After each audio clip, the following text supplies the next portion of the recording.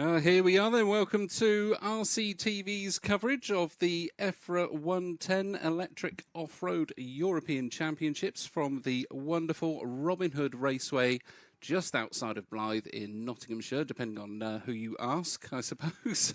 Welcome one, welcome all. This event is sponsored by Tony Sport, Schumacher Racing and Hobbywing. Thank you very, very much for joining us today. It has been I wouldn't say chilly. It's been a slightly rainy start to this this practice day of two-wheel drive. You can see out on the track we have a static camera at the moment, just giving you a full view of the whole track pretty much. Got a couple of bits cut off, just the top end of the straight or the bottom end of the straight, depending on which end of the track you're looking at. We'll say left-hand side from the rostrum.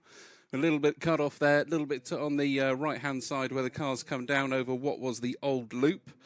However, we will give you some coverage today of the practice heats going through, currently on practice heat number 6.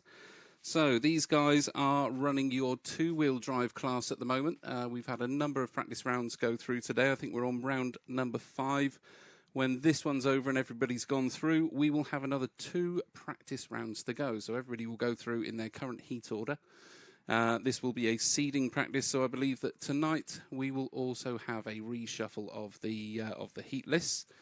And then tomorrow morning we will start with the full qualifying session throughout the day. We'll be bringing you that from start to finish. And then Wednesday we will kick into the first lot of finals for these two-wheel drive guys and crown our first two-wheel drive champion since the last Euros, which I believe was 4 years ago now, I think. So whoever's held this the last has held it the longest, that's for sure. But we are here at Robin Hood, like I say. The track is drying out as we speak. Currently on track, we have practice heat number 6. Your drivers out there. Noah Ben Mohammed in car number 1. We've got Yasser Magal, Matthew Peters, Callum Akra Bench, Daniel Pole, one of the younger chaps from the Great Britain team there, is out on track at the moment. Thomas Anger, Nina Arnold, Lionel Labbers. There's my first name that I'm going to struggle with this week. We'll call him Lionel from now on. And then we've got Peter Stein as well in this one. So as we don't have a moving camera at the moment, it looks like Noah Ben Mohammed is taking us around. It's your fastest 2 laps of this one. Will give you your qualifying score. And, of course, they will be then in descending order for heats tomorrow. Slowest heats usually go out first, followed all the way down to the top heats or your faster drivers. So, as I say, we are at Robin Hood Raceway. Crew here, James Helliwell and the rest of the team have done a fantastic job over the last few months, years really, since the last time this event was meant to be on here. A lot of work has gone into the track and the venue itself. Lots of new additions. I'm sure we'll have a word with James at some point during proceedings this week. He said he's gonna find some time and drop in with us, as a number of the drivers and team managers have as well. So hopefully we'll be bringing you some good news and coverage as the event goes on, and also some good chats with the drivers and teams as well, just to find out the latest news of what's happening. So the track, like I say, it is drying out. Tyres pretty controlled on this one. Everybody is on the yellow compound tyre, which is a Schumacher compound. Usually meant for a dry track, to be fair. So whilst it's been raining a little bit, some of the guys have been slipping and sliding out there a bit. Lap times have been down on a dry lap to about 5 seconds a lap. So we'll gradually see those creep up as the track starts to dry out. Sorry, I'm just moving my chair there. Gradually see those start to improve as the track dries out. As we now move on to the next heat coming out. So you see these guys just putting their cars out on the track.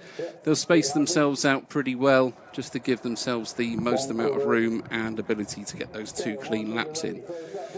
Unfortunately, we don't have the camera to follow anybody round, so it's a bit difficult to give you an idea of who's where on track at the moment, to be fair. I'll try and pick them up as they come past the window here. So in this heat, a few of the guys that you guys out there will probably know. So Mattis Bentin in car number 1. Car 2 is Matt Thompson. And then we've got Eugene Galley in car 3. Dominic Nunn in car number 4. Car 5 is Nathan Rawls. Car number 6, Cedric Didier. 7 is Yolanda Weird. Fabian Widmeyer in car number 8, and Noah Naffman in car number 9. So we'll just pick these guys up as they're going around, try and give you some lap times here on the timing screen in front of me. So here we are. So it looks like Nathan Rolls is out in front at the moment. No, Dom Nunn's just put his first one in. It's only a 29.6 at the moment. So top guys have been getting somewhere around the sort of mid-20s, mid to low sort of 20s really for some of the higher heats. I think 23.7, one of the fastest laps that I've seen today. But you'll see that these guys out here still struggling a bit with the late sort of 40s they're in at the moment. So we will keep picking these guys up as they're going around. It's only a single lap for everybody at the moment, other than Dom Nunn, who's just done his second one. So where are we? Dom Nunn on the border, 25.9 for his second lap. Some quicker laps starting to come in into the 24 seconds. But these guys are going to need 2 clean laps for them to count into their seeding for tomorrow's qualifying rounds. Obviously, trying to give themselves plenty of space out there on track is pretty difficult. Robin Hood, not the smallest of tracks, but the AstroTurf does prove a bit tricky for some of the drivers, especially if they aren't used to driving on this sort of surface with the sand inlaid into it as well. These cars, just so that you know, if you are new to RC racing, if you've joined us today for the very first time, these cars are electric 1/10 scale cars. They are all electric powered. That's the only thing you're allowed in this competition. No nitro cars or anything like that. So it's all nice and quiet, and everybody can kind of hear each other speak on the rostrum. Sometimes that's a good thing. Sometimes not so much. But yes, these cars are, like I say, electric powered, all running from brushless motors and LiPo batteries, fairly well restricted with the rules for the event. However, I believe everybody's going to be going through scrutineering to make sure everybody's applying. And from what I can see, nobody's really struggling too much out there at the moment. Now the track is really starting to dry out. Lap times really are starting to pick up, which is good. So these guys all running around the sort of 24s. We've got... hang on a sec. We've got one. So Matt Thompson is into the 23-second laps at the moment. It's the only one that I can see who has broken the 23s, 23.8. And then again, Eugene Galley's put in the 23 as well. So these guys certainly knocking their times down at the moment. As you can see around the... You can't see too much actually on our camera there, but yes, if you want, once we get a moving camera going, you'll be able to see the marquees and everything else that's gone up that James and the team have put in for us today. So let's see where we are on the track. These screens need to just move a little bit. Okay. So at the moment, it looks like Dom Nunn is leading this one out. Let's see too well on the screen who's at the top of the pile at the moment. We'll get that information for you shortly. So for anybody out there with a timing screen in front of them, there are links on the Facebook pages for Robin Hood Raceway. If you want to go onto there and have a look at the timing for yourself, you're more than welcome to do so.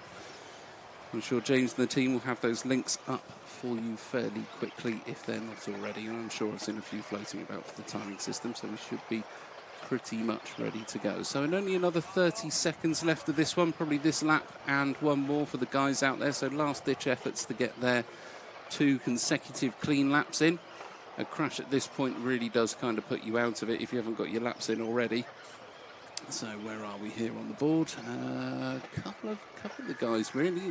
Dom Nunn, Fabian Widmeyer, both into the 23s on their best laps. Eugene Galley as well, 23.8, and a 23.3 as well for Matt Thompson. So some quick laps coming through now, but you will see these start to drop down as we go into the next couple of heats. So that is your time done for this one. These guys will finish the laps they're on. Bring them back into the right-hand side of the track in front of the rostrum there.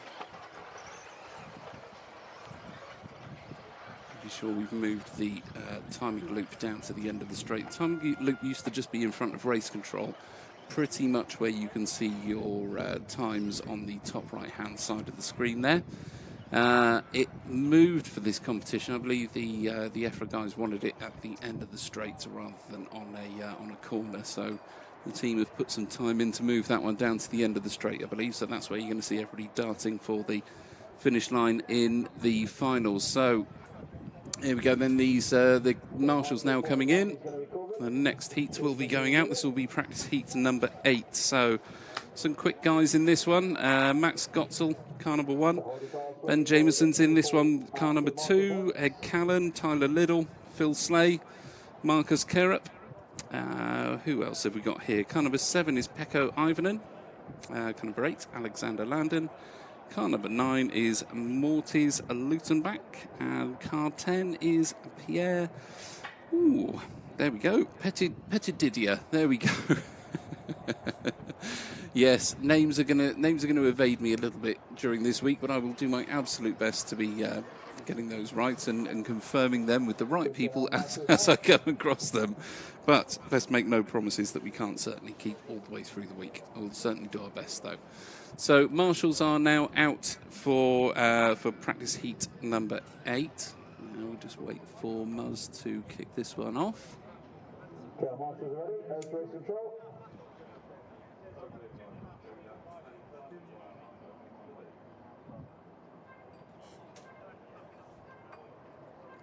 Slight delay there, not too sure what's caused that, but I think that's probably just the marshals coming out to get themselves ready. Okay, let's have a look how these guys are going to get on then. So there we go. That is the next practice heat started. 4.5 minutes for this one, so not a full 5-minute heat. Only 4.5 minutes to get your 2 laps in. All of eyes going to be on Ben Jameson, I would imagine, in this heat now. Ben, one of the local favourites up here. An awful lot of laps around Robin Hood. There's Ben there, just going down the straight. The first of the 2 cars that have gone down the straight. Around the big bank corner at the bottom. And he's just dropping himself into the bomb hole, out of the camera sight and back into it now. So just coming through the S-bends. Back tabletop, front tabletop in front of the rostrum. Just past us in the commentary booth here. There goes Ben onto the switchbacks, gets past whoever that was nicely, and down the straight again he goes. So Ben doing his best to get his laps in early. He's actually leading this one with 2 laps in a 50.83, quickest lap of a 23.6 at the moment. 23.2 from Tyler Liddell though, absolutely smashing out a hot lap in this one.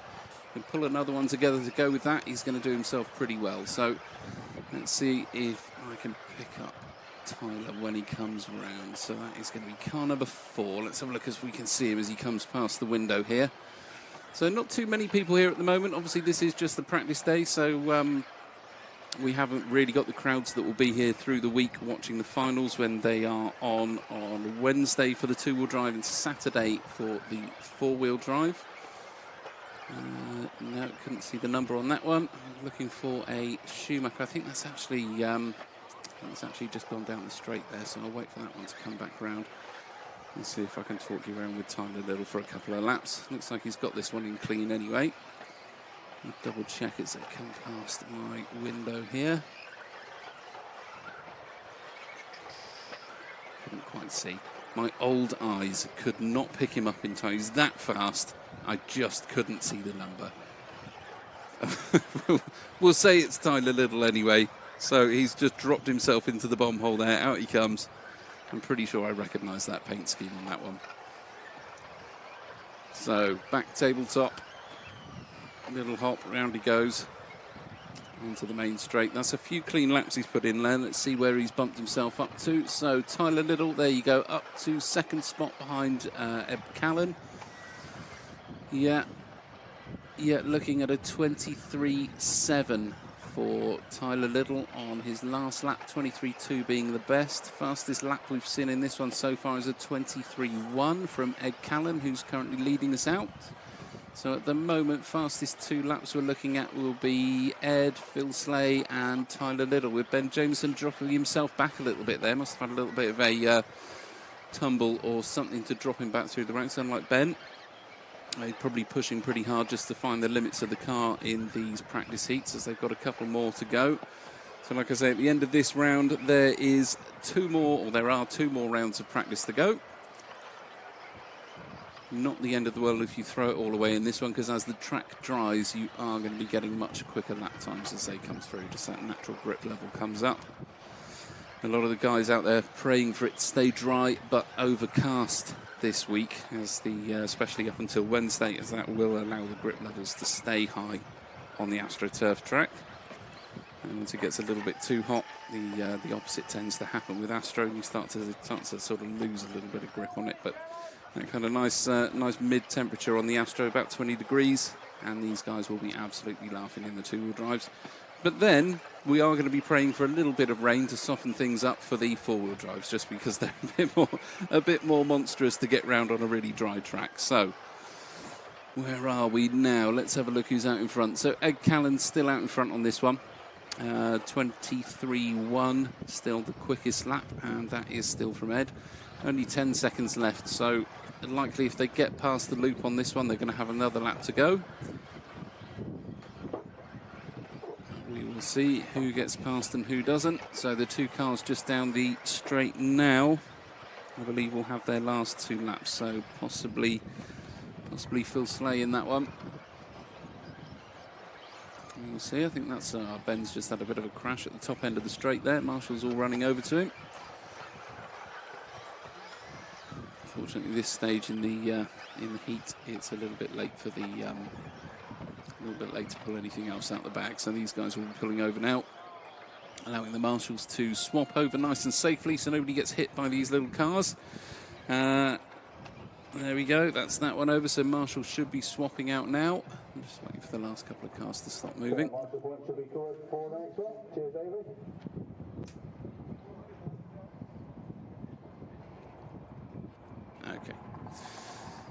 Okay, so there we go. Marshall's now look like they're starting to move. We've got a couple of them still in position. Just waiting for Muzz to give them the nod.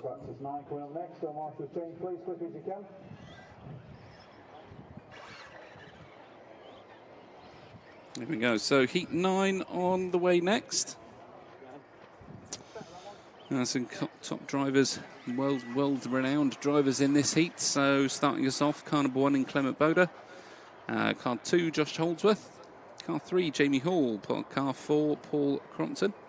And we've got Hubert Holnagel in car number 5. Car 6 is Luke Holdsworth. Jasper Rasmussen in car number 7.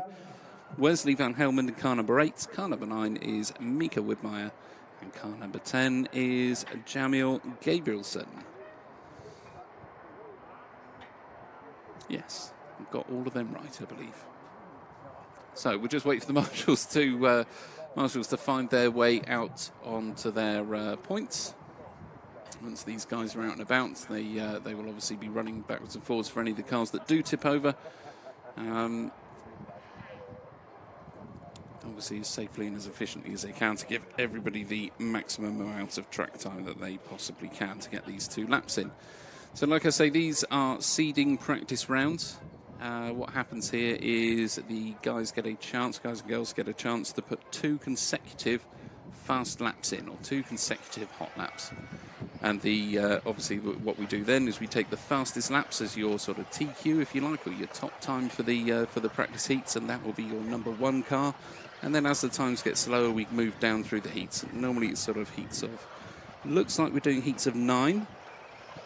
Possibility we'll move into heats of 10 for, I will double check that actually, whether we're going to be doing heats of 9 or heats of 10 for qualifying, because some of these heats are actually heats of 8, so there will be a little bit of a change tomorrow when we come back into it and see where everybody has ended up. I had a little crash in front of me there, one of the S-Works cars. And Slade popping it back on its wheels nice and quickly. And off he goes. Okay, let's see if I can pick up car number 1 of Clement Boda. Not too sure where he is at the moment. I have a funny feeling that's Jamie Hall just going down the straight now. Obviously the Hall brothers really coming on in the last few years with their racing. certainly making some waves in the UK National Series.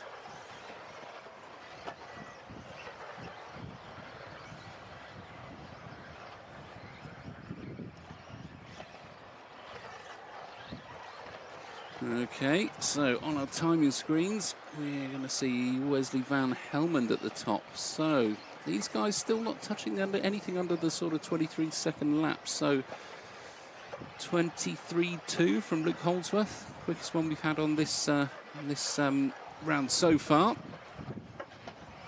And like I say, Wesley Van Helmond was leading us out a minute ago. I'm not sure if Wesley's had a little bit of a problem there or whether Hubert Honegal has crept up with a 24.1 on his last lap. So these guys are swapping about a bit. It's very, very difficult to keep a track of exactly who's where because it's only based on the 2 laps. A lot of changes tend to happen throughout the round. So 2 minutes left on the clock for this one. Let's have a look, see who's currently in TQ spot.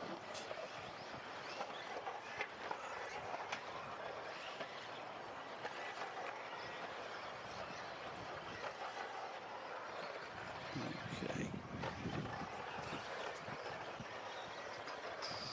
Yeah, pretty difficult because we've had this rain all the way through up until sort of very recently. I mean, it stopped raining probably about 45 minutes ago. And the track here at Robin Hood, the drainage is fantastic on it, so it does tend to dry out pretty quickly for these guys. But again, you know, with that in mind, it does mean that for the first few rounds, you get a very mixed up view of who is sort of qualifying where for tomorrow, or who's going to be ending up in which qualifying heat for tomorrow. So now that the track's dried, I guess these guys are going to be under a little bit more pressure to put a couple of these two sort of consecutive laps in. To make sure that they are getting themselves into a decent qualifying heat for tomorrow. There might be a little bit of game playing. There might be a couple of them wanting to drop down into a lower heat. There's something to be said for starting your heat first in every round if you're the quickest guy in it, giving yourself a clear bit of track in front of you to get those get your first bit of qualifying done before you come across any back markers. Doesn't always work out like that. Sometimes you can get held up quite a bit, but you never know what the game plan is for these guys out here. Most of them are just going to be going for it because there's something to be said for getting yourself into a high heat, I think, especially during the practice rounds. If you can qualify high, a little bit of a mental game, getting your sort of state of mind right for the upcoming racing and qualifying rounds. It's nice to be in those sort of higher heats. Where are we at the moment? So still Hubert Honegal at the moment. Paul Crompton's crept himself up into the second spot. I'm surprised Paul's not putting in quicker laps than that. 23.5s from Paul. We've had a 23.01 from Josh Holdsworth. So still nobody quite into the 22-second laps yet. That, I believe, is time called on this one. So early winner seems to be Hubert Honegal from Paul Crompton, and then Wesley Van Helmond in this one. So these guys will now come round and finish the laps they're on. Pull the cars over to one side in front of the rostrum. You see they're just pulling off there on the bottom right-hand side of your screen.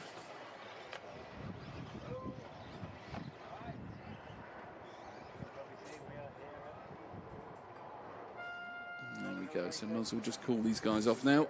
All the marshals will change over. We'll get the guys that have just been racing out onto the track.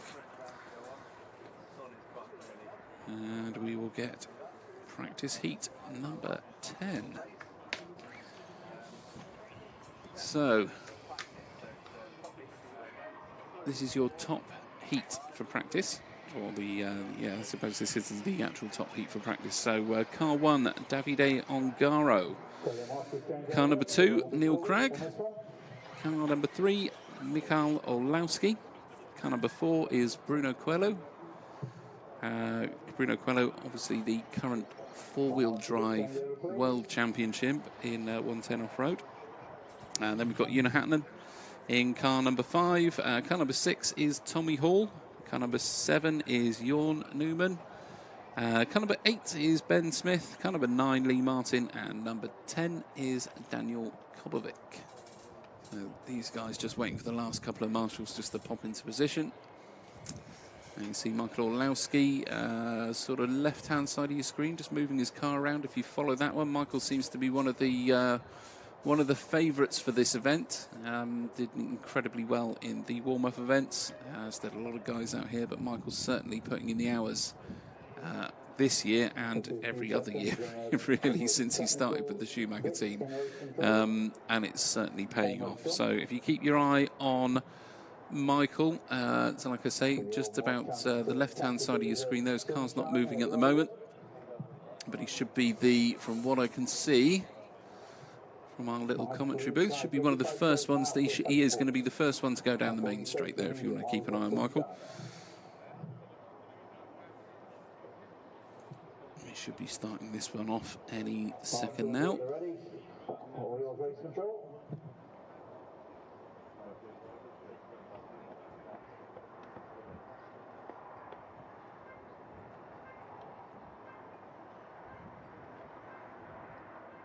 A little bit of a delay for the start of this one. There we go. So this is your top heat off and running. Orlowski down the end of the straight there, fires it across. Oh, a terrible crash at the very start. That's going to hold him back. I think that is Tommy Hall right up behind Michael now as they come through the S-bends in the centre of the track. Tommy's had a little tumble. So Michael gives himself a little bit of breathing room again without Tommy putting the pressure on. And really go for those fast laps now. So Michael Orlowski down the main straight he goes. Fires it across that little back section there into the hairpin. Into the bomb hole. Pops out of the centre of the track through the S-bends. First tabletop, back tabletop.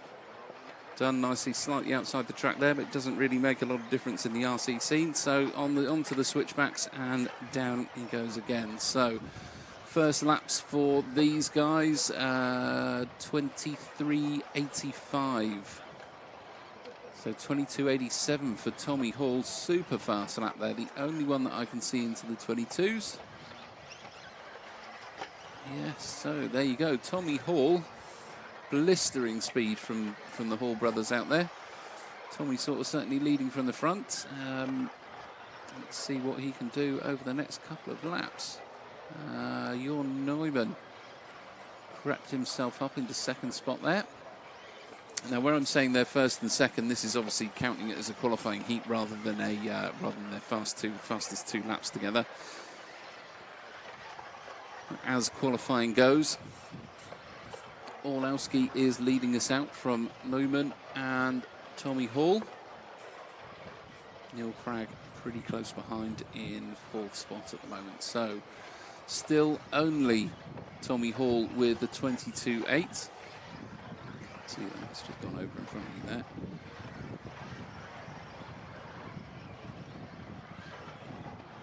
Yeah, see, so definitely the grip is certainly coming up now. Where these guys were fishtailing and having a little bit of tank slapper at the bottom of the straight, now they're actually starting to pick up a bit of grip and roll with the speed they're carrying through that bottom corner. So a little bit of a setup change for everybody's cars on this next round, I'd imagine. Power certainly able to go down and push these cars on much better than it was before. So two cars going down the straight now. Neil Cragg, ex-world champion Neil, followed by the young gun Tommy Hall behind him. Neil Cragg has actually just overtaken Tommy on the scoring boards there. So we've got Orlowski, Neumann, Cragg, Hall and Hatnan now into the fifth spot. I haven't seen Junior's car actually. See if I can pick him up, the green and black as it comes through.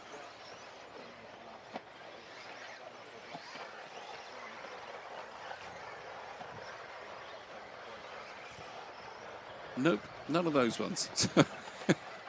I'll keep an eye on Neil, Tommy, and Jorn at the moment. The three cars going down the straight in that order. So Neil first, then Tommy, then Jorn. But these guys have now come to an end. So I'm guessing they're going to go around again. Oh no, they've actually got a minute left. That was another klaxony type horn that I've heard there. That's put me off the end of the round. So, still Michael Orlowski from Neil Cragg, back to Tommy Hall and Jorn Neumann. Now, Jorn must have had a bit of an issue there because he was up into second spot, but Tommy and Neil have pushed him back down the order a little bit here. Like I say, we're not looking at the overall times, though, for qualifying today. This is just your practice heats. So what counts is 2 consecutive hot laps, and your fastest 2 hot laps will put you in an order for tomorrow, and that will mean your qualifying heat from there on. So there we go. I believe that is Una Hatton just down the main straight now. Nice that even after a few years of being away from the racing scene, these guys have all got very, very similar paint jobs to what they had the last time I was watching them go round. So it's, yeah, very, very good. Let's keep that up. Everybody stick with your same shells. It makes it much easier for us. That is this one over. So it looks like Michael Orlowski's still doing his last lap.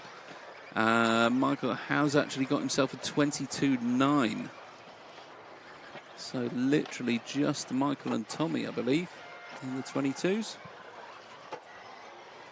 22.7 for Michael, 22.8 for Tommy, 22.7 for Lee Martin, 22.9 for Ben Smith. Bruno Coelho just gets in with a 22.99. So a few of them just sneaking into the 22 seconds, but I think we're probably going to see some faster times than that come up in the next heat. Okay. So, back we go to heat number 1. These guys have all got to put their cars through scrutineering, where they check the tyres, they check the weight, length of chassis, etc., etc. Make sure nobody's using overpowered motors, batteries, or otherwise. We'll just wait for the guys to come back out on track now. This is the main swap over to your first heat, so we just got to wait for the top guys just to get their cars in. Wait for some marshals to get back out on track, and then we are all systems go again. So your first heat, you'll probably notice a slight standard of the driving change a little now. Not too much at this level, to be fair. So most of the guys here are pretty seasoned racers, whether they be national, European, or world champions. You know, there's a lot of very experienced guys here. A lot of some new guys as well, but most of the guys here are pretty experienced and can keep a car on the track fairly well. So you shouldn't see too much of a drop in the lap times, maybe a couple of seconds a lap from the very top heat to the very bottom, but I wouldn't be expecting too much more than that. I don't think we've got any marshals out yet, have we? I've got one. I've got one out at the moment, so these guys up on the rostrum just hanging on for the last of them to come out, and we can get this one kicked off as well.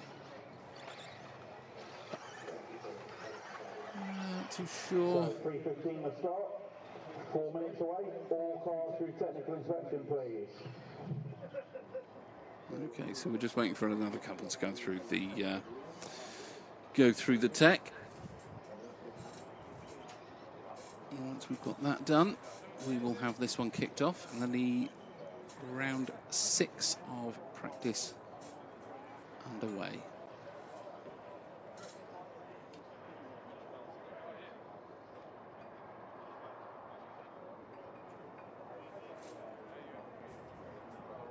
Okay.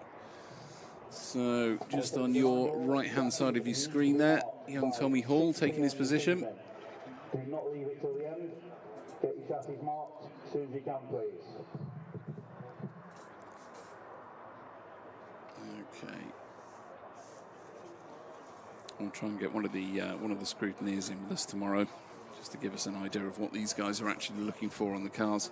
Pretty sure we mark virtually every part of these buggies. So your wheels, your tyres, your chassis. Well, not your tyres, but your wheels and your chassis, spoilers, shells, that sort of thing. Batteries and electrics would all be marked, so make sure you're not swapping anything out halfway through or changing to something that isn't allowed. Fairly easy process for the guys, although throughout the day there is an awful lot of these cars to do, and with only 5 minutes between rounds, it does tend to be a ongoing job. However, we are seconds away from round 6 of practice, the penultimate round of practice, I suppose. One more round after this one, so we've got 10 heats to go through. And in this heat, so heat number 1, car 1 is Laurent Jesus. Car number 2, Cone Middle Coupe. Car number 3, Chris Bowden. Car number 4, Martin Hadley. Car number 5, Miklos Sabados. Car number 6, Yokomo driver Chris James. And then we've got car number 7, again another Yokomo Ben Simpson. Car number 8 is Arild Valderensis. Valdenes, sorry. So we're literally just waiting for these guys, just the last couple of ones to come through the tech now, and I think Mars is going to kick us off pretty quickly, so some more action on its way.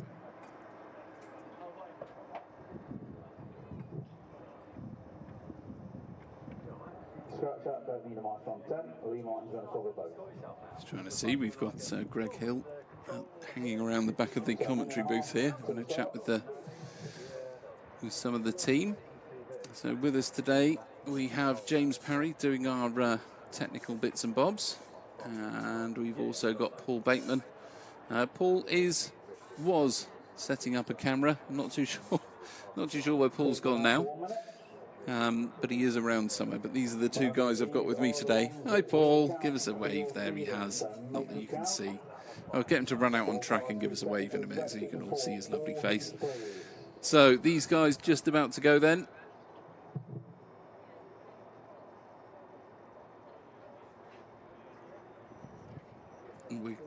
We're getting the point from race control. Not sure what the point is about, but there's obviously something holding things up a little bit. Whether we're just trying to stick to a time schedule or not, which I need to get up in front of me actually, so that we can actually see exactly what time things are going to be kicking off. I think we're probably going to go bang on 3:15 for this one. I imagine that's pretty much where we are with the timings. I'll see if I've actually got them somewhere.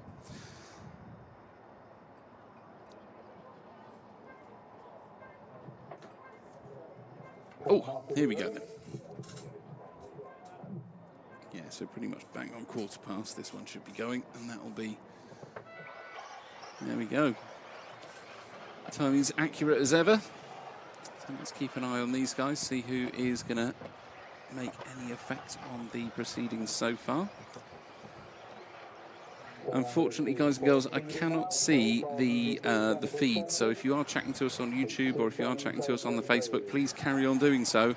But right at this point, I do not have the feed in front of me to be able to see what you guys are all saying. So apologies if I'm missing everybody. And hello to everybody listening and watching at home.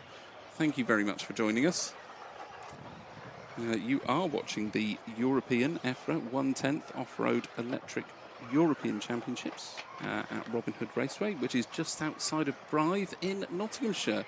The event you're watching is sponsored by Tony Sports, Schumacher Racing and Hobby Wing. Thank you very much for joining us. We are in Heat 1, or Practice Heat 1, Round 6 of practice. These guys are currently out on the track trying to put 2 consecutive laps together, so 1 lap after the other. Those 2 laps will be added together and their total times will give you your qualifying position for tomorrow. Fastest time gets top of the pile, of course.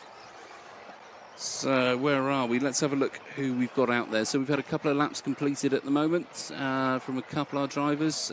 Ben Simpson out in front, 24.9 as a best lap that we've seen so far in this one. So like I say, a couple of seconds off of the top guys. And that's pretty much what you'd expect to see, I think, through sort of 9-10 rounds of spread at this level of competition. So the track's certainly drying out, so you will probably see the lap times creep up more and more as the track gets grippy. Robin Hood, renowned for its grip levels. Of course, unless you get off the grippy line and you go into the horrible, horrible slippery sand that litters the outside of every corner waiting to suck you in if you've gone a little bit too wide there. But these guys pretty good at controlling the cars. You'll notice as they go round, they're fairly tight to all of the corners. You soon see a line build up as the next couple of days goes on, where the high grip and the low grip areas are. Very similar to every other racing track you would have ever seen. Cars go around the outside of the corners, they lose a bit of grip, lose a bit of time. It is no different for the RC racing scene. It's all the same sort of mechanics behind it. So, looking at things at the moment, it is still Ben Simpson out in front. Ben has best lap of a 24.5. Now that is actually the fastest lap in this one by a good half a second.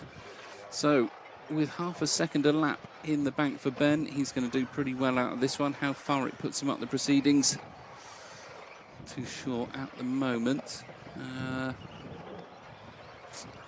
Yeah, all I've got is an overall there.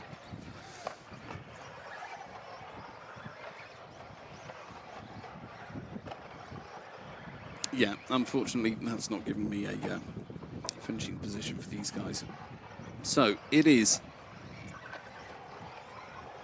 Ben Simpson out in front at the moment, still with the 24.5 as his fastest lap. Keep an eye on the screen and what's happening out on the track if possible. And Paul's on his way up to the camera. We may have some movement. Have some camera movement for us maybe. I'm not sure how possible that's going to be today, but Paul's certainly gone up to the filming tower, so we may well have something going on fairly soon. Still Ben Simpson out in front at the moment. See if there's anything we can pick up on the track. Nothing particularly out of the ordinary at the moment. There's still a couple of little wet patches out there which are slowing these guys down. You can see as they go round, pretty difficult from the camera angle that you guys have got there, to be fair, but as these guys go around, you can see when they're going over the slightly wetter parts of the track, the tyres get that classic shine of them on them. Doesn't last very long, couple of corners and they're back to a normal sort of dull rubber and back to the grip again, but that will have cooled the tyres down. This makes the next few corners a little bit slippery. However, these guys are certainly putting in some pretty good times at the moment, so some fairly solid times from everybody at the moment. Ben Simpson is still leading us out. There's only about 10 seconds left in this heat at the moment. So, I don't think anybody else, possibly one more over the line. Yeah, I think this is going to be it. So as these guys cross the line, they're going to be pulling in now. A little bit of a tumble at the end of the straight for somebody. Can't see who that is. Unfortunately, my eyesight not that good to be picking out numbers that far away on the track. But yes, so Ben Smith takes that one. Sorry, Ben Simpson takes that one. Ben Smith.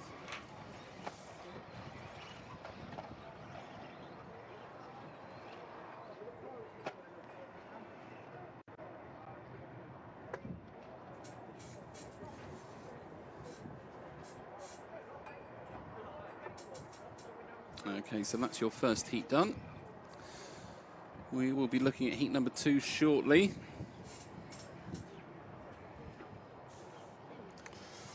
Car number 1 in the next heat is Sven Ruddig, obviously owner of Ruddig Racing. Natalie Williams, Yokomo driver. We've got Scott Follington from Schumacher. Andrew Wesson, driving in Associated. Felix Arnold, didn't put down what car he was driving. Adrian Sognesand from Associated. Daniel Gross, no idea what car he's driving. And Cyril Castaldo, X-Ray driver. So good mix of cars in this one. Pretty difficult to tell them apart just by the shell, unless you are particularly into your racing. Very similar looks to all of the cars these days.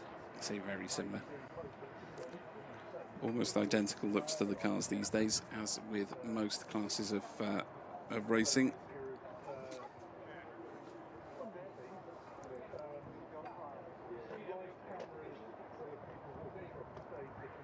So we seem to have a little bit of a gap in between each of these rounds, which I'm not too sure why we've got the big gaps here. The team has got everything under control. We're just missing a few marshals from this one, so we've got 3 marshals, 2 marshals down. Pretty sure we'll just get this one kicked off unless they're going to shout for some more guys to come out. Point number 9. There we go. So we just call some volunteers to come out for marshals. So it's not a requirement, I don't believe, to be marshalling during these practice heats, which is why you'll see some of the drivers not come out and hold a position on the track after they've gone out and done their bit. So this is where the event organisers and the likes of, Lars Schumacher will call out for anybody with a BRCA licence to come out on the track and do a little bit of extra marshalling to help everybody out. There we go. Volunteer marshal done. Then we can escape that one in the middle there. We should be pretty much good to go for this one. So I think all the cars are out on the track or in the starting position next to the rostrum. They are. Off we go then. Okay, so we'll see who is going to bring us round this time. His opening lap's always a little bit slower than anything else. 6 o'clock this evening. I think 3:30. They'll leave it till last minute. That is the deadline. I can't believe how much the sun's come out now. It's absolutely pouring down when I got here this morning. Turn the cameras on for RCTV and the sun is shining on us. I don't know how often that happens. Not very in the UK. So let's have a look where we are. So a couple of laps down, at least 1 lap down anyway. It is Andrew Wesson, by the looks of it, taking us round on this one. You can see from the opening laps, 40 odd seconds for an opening lap is obviously not an indication of what these guys can really do. But as we go round, these are going to start dropping down now. So we're into the 25s, nowhere near the 24s at the moment.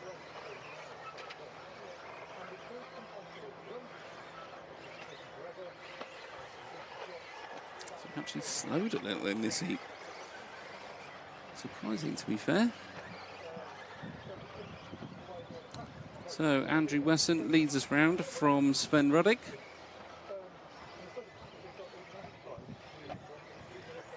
Best lap at the moment, 25.1, and that is for Andrew as well. So these guys not looking to affect really at the moment anything that was done in the first round.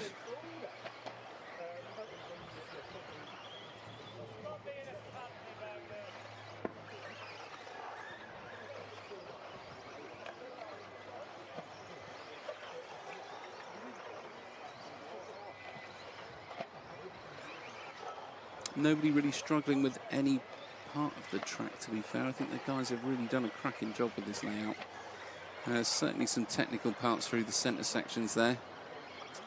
Robin Hood known for its off-cambers, lumps and bumps to catch the unwary drivers out.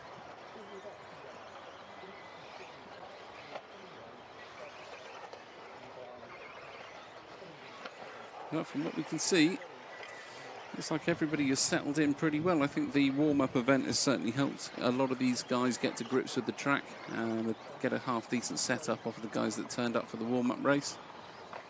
It certainly helps when you can turn up to a track with a car that's going to pretty much work from the get-go.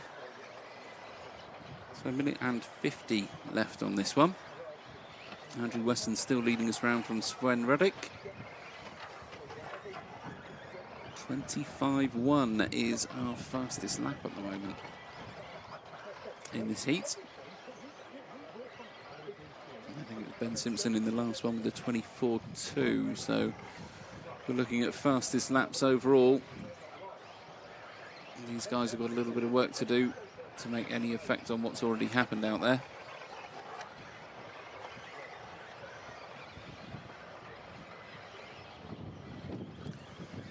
So, a minute and 13 left on the clock. We've got a car over. The rostrum there, quickly collected by Mr. Bowden.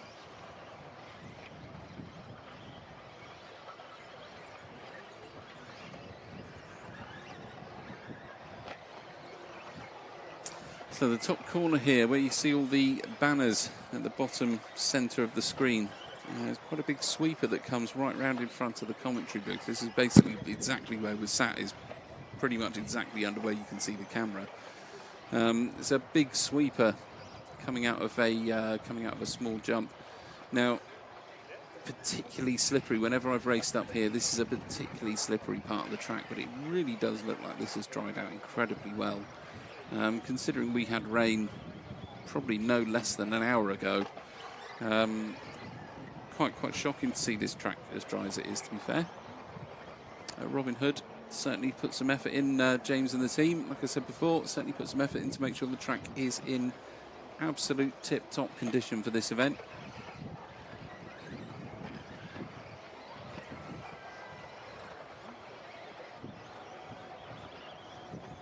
Okay, that is the time over for this one.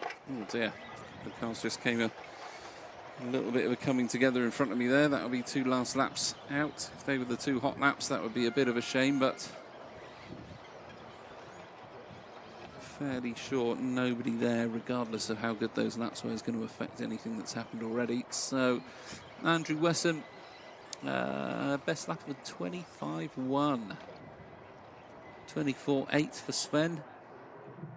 And that's pretty much it, really. That's pretty much your fastest 2 laps that we've seen in this heat. So Marshall's off now. So I'm going to need a Marshall point number 8. Practice round number 3 on the way.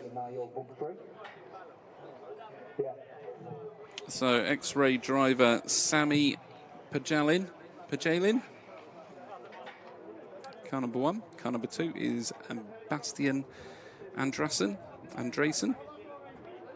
Yeah, that'll do.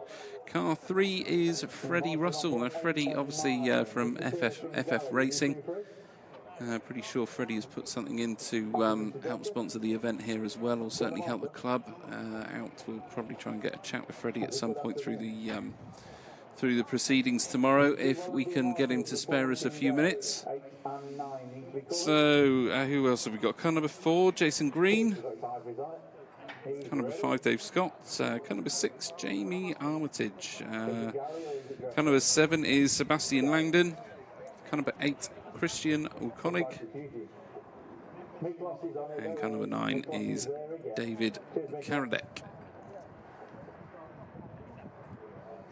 So we'll just wait for the marshals to get into position here.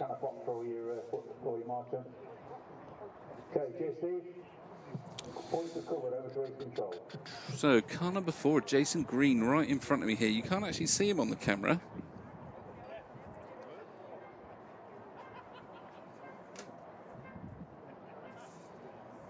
I'm going to try and watch him go around for a little bit. Keep an eye on these guys.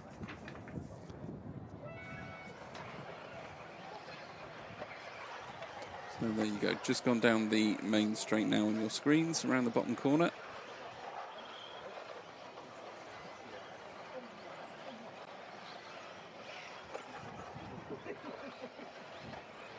So off and away for practice number 3. So you've got to get through technical inspection before you go out. So there you go, Jason just had a little bit of a tumble in front of the commentary booth here. Coined the phrase lapping princess, that did Jason, in the previous podcast that me and Russ Lee would have done. Pretty sure we picked it up before that, but I'm fairly sure we pushed the point with that one. So Jason now has a car coming up behind him, so hopefully he'll move out the way nicely for it. And he comes around past the commentary booth.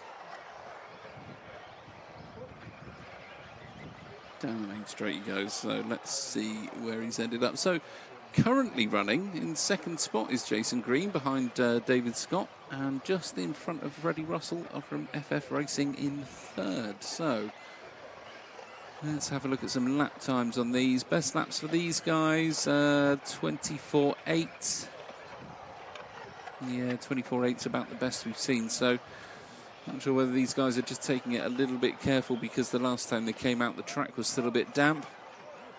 Certainly very, very different conditions now compared to where they were an hour or so ago. And lap times have dropped significantly since then, so we're looking at, you know, at sort of 5, maybe 6 seconds a lap have come off so far.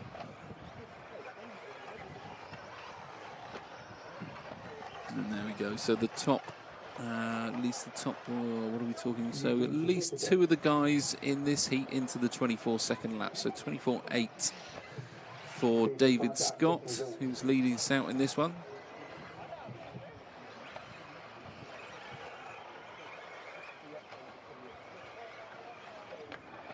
The results from today's practice will be put up on the Robin Hood page. We'll also be sharing on the RCTV Control Sport pages as well. Make sure you guys stay as up to date as we possibly can. Still David Scott from Jason Green. Freddie Russell's in third. Let's have a look, see if we can pick up Freddie as he comes around. So Freddie just had a bit of a nightmare crash in front of the... There you go, in front of us there. Sorry, I had to tap on the window for him. So Freddie down the main straight there. Come past the old loop. Into the bomb hole. And through the little S section in the middle. Front tabletop onto the back tabletop. A little single. Hops out of the second bomb hole. Around the slippery corner, through the switchbacks and down the main straight again for Freddie. So let's see where that has put him. Can he jump himself up? Not quite. Not quite. So Freddie still in second spot, not quite broken into the 24-second laps either. So 25.3 is Freddie's best lap at the moment. Still looking at a 24.7. So that is a 24.7 from Christian Ukonig in his Schumacher. Fastest lap we've had so far. Mind you, saying that, we've had a 24.4 now from Bastian. So, I mean, these guys are starting to turn it on a little bit, really. Freddie's coming around again underneath the commentary booth. No roll this time for Freddie. I'll be hoping for a couple of really clean laps this time. We've got somebody that's just tipped over in front of us. Jason Green lets the orange car go past him. See if we can pick Freddie up as he comes past us again. Freddie's literally just about... Okay, so Freddie now in front of the driver's rostrum over the back tabletop. And the little single out the bomb hole. Round past the commentary booth. Goes through the switchbacks and down the main straight he goes. So Freddie was driving Associated last time I was racing with him. Moved on to TLR. Seems to be doing pretty well with these guys.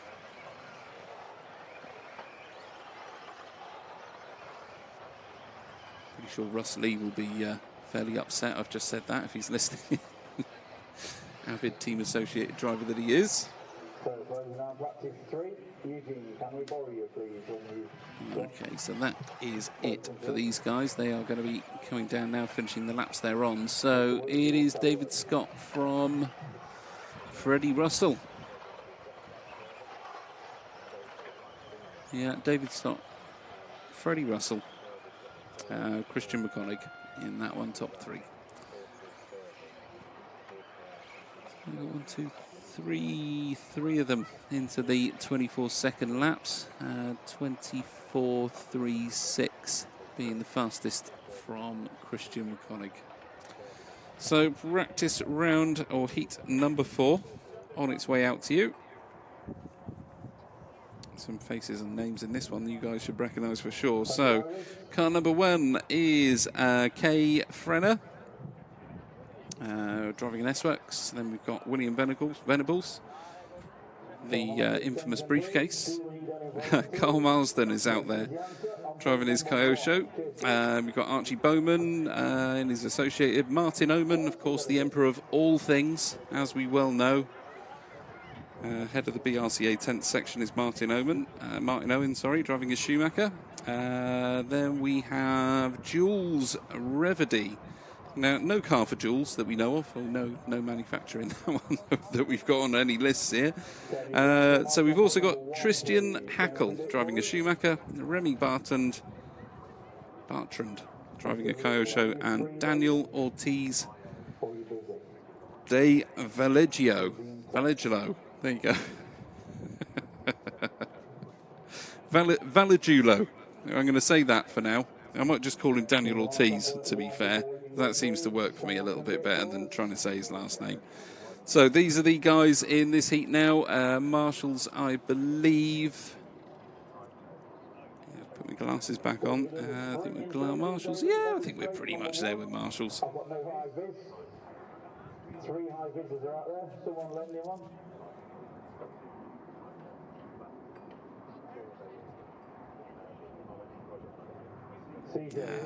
Is there anything worse than borrowing somebody else's high vis that they've been wearing for most of the day? I've certainly put on some questionable high vis jackets in my time of racing.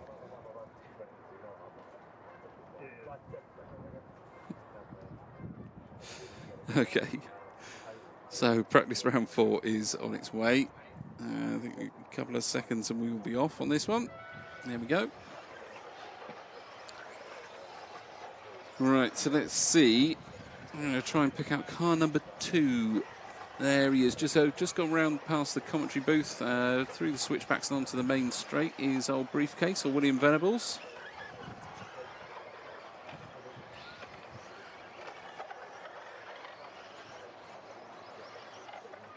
Certainly done plenty of laps around here as old Will. So front tabletop, flips it round onto the back tabletop, little single. Out of the bomb hole. Fires it through the switchback. So we've got somebody into the fence here. And down the main straight again. So let's see where Will has ended up. So yeah, currently a little bit down the standings at the moment. We'll give these guys another couple of laps. Give these guys another couple of laps to get settled in before we start judging them too harshly on their 40-second laps, their 40-second opening laps that they're doing. I think that would probably be my average lap these days, about 40 seconds around here.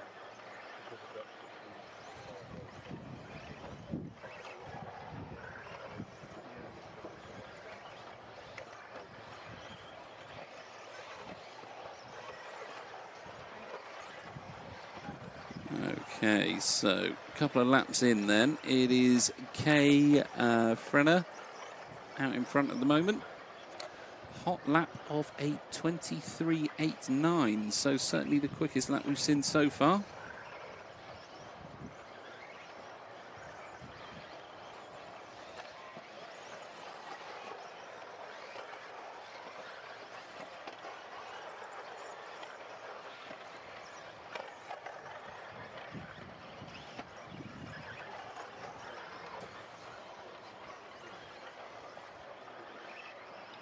Okay, excuse us just a second whilst we sort a couple of technical bits out.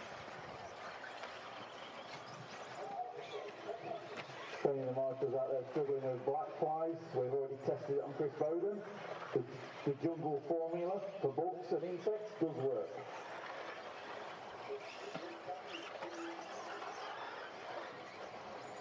Gareth's got some 3 years out of date that Bowden used, and he was bug free for the rest of the marshals team.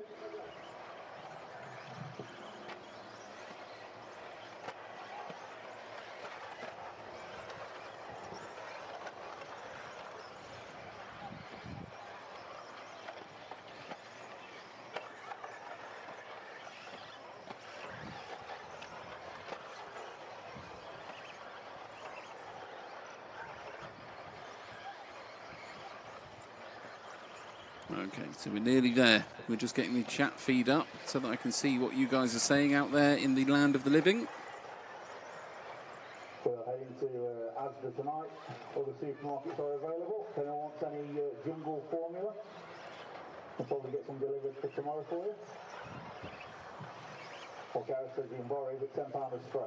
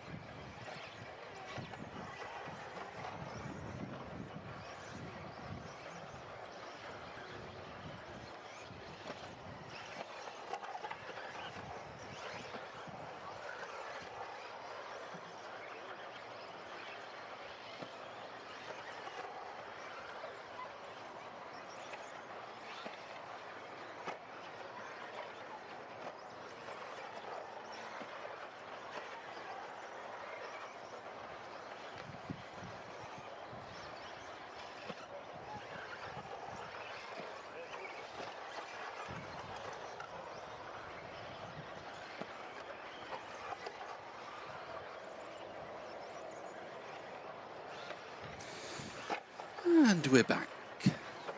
Okay, let's have a look where we are. Now I've got the chat feeds up. I can see what everybody is saying. So I will come back to that. So at the moment, it's Carl Marsden has jumped himself up to the top of this one. We have at least 3 drivers that have got themselves into the 23-second lap. So 23.9 from Tristan Hack, Kay Frenner, 23.89, and a 23.4 from Archie Bowman as well. Some blisteringly quick laps there, so hopefully a few of these guys affecting some of the scores so far. Okay, so let's have a look. Craig Gibson says, hello Matt, you okay buddy? Hello Craig. Good afternoon to you, thank you very much for joining us. Very, very good, hope you are well also. Who else have we got? We've got BJ Williams. So hi BJ Williams, hi Nitro Freak, says sup everyone. KPKP says hello from Vancouver, Canada. Hello, very warm welcome to you too. Crunchy D8. There you go. Will 4-wheel drive after the 2-wheel drive class. 4-wheel drive will start after 2-wheel drive has completely finished. So at these events we'll do all of the 2-wheel drive first. We've got practice today.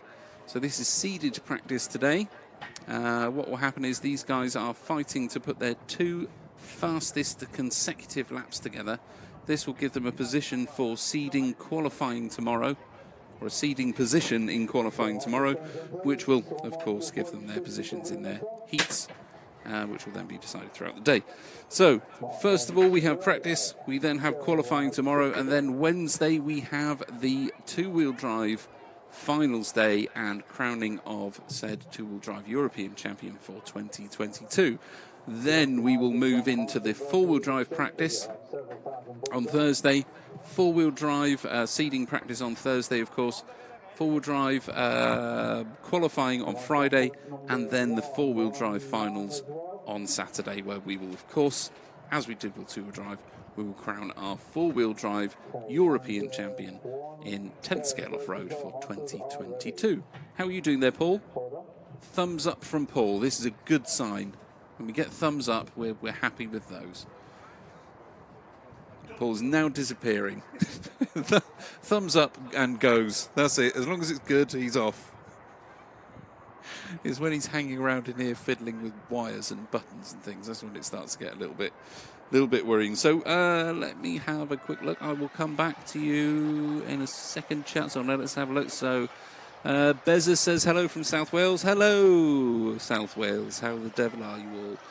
Joey C. Cup's there. Hi, Joey. How are you doing, mate? I am very good. Thank you very, very much for asking what's up. Nothing is up. Everything is good. Couldn't be happier at the moment. So welcome along. Glad to see you there, mate.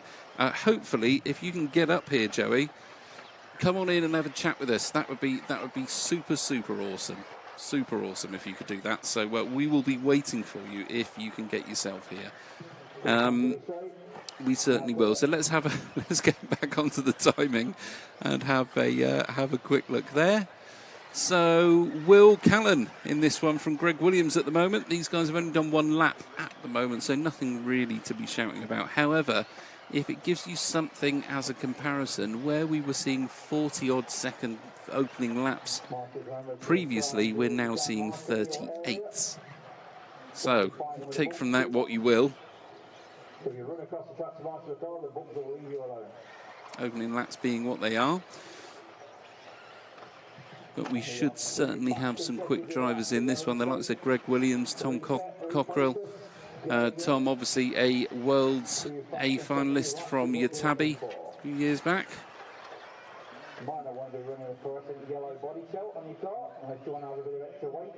So Greg Williams up to the top now. Best laps in this one. Ooh.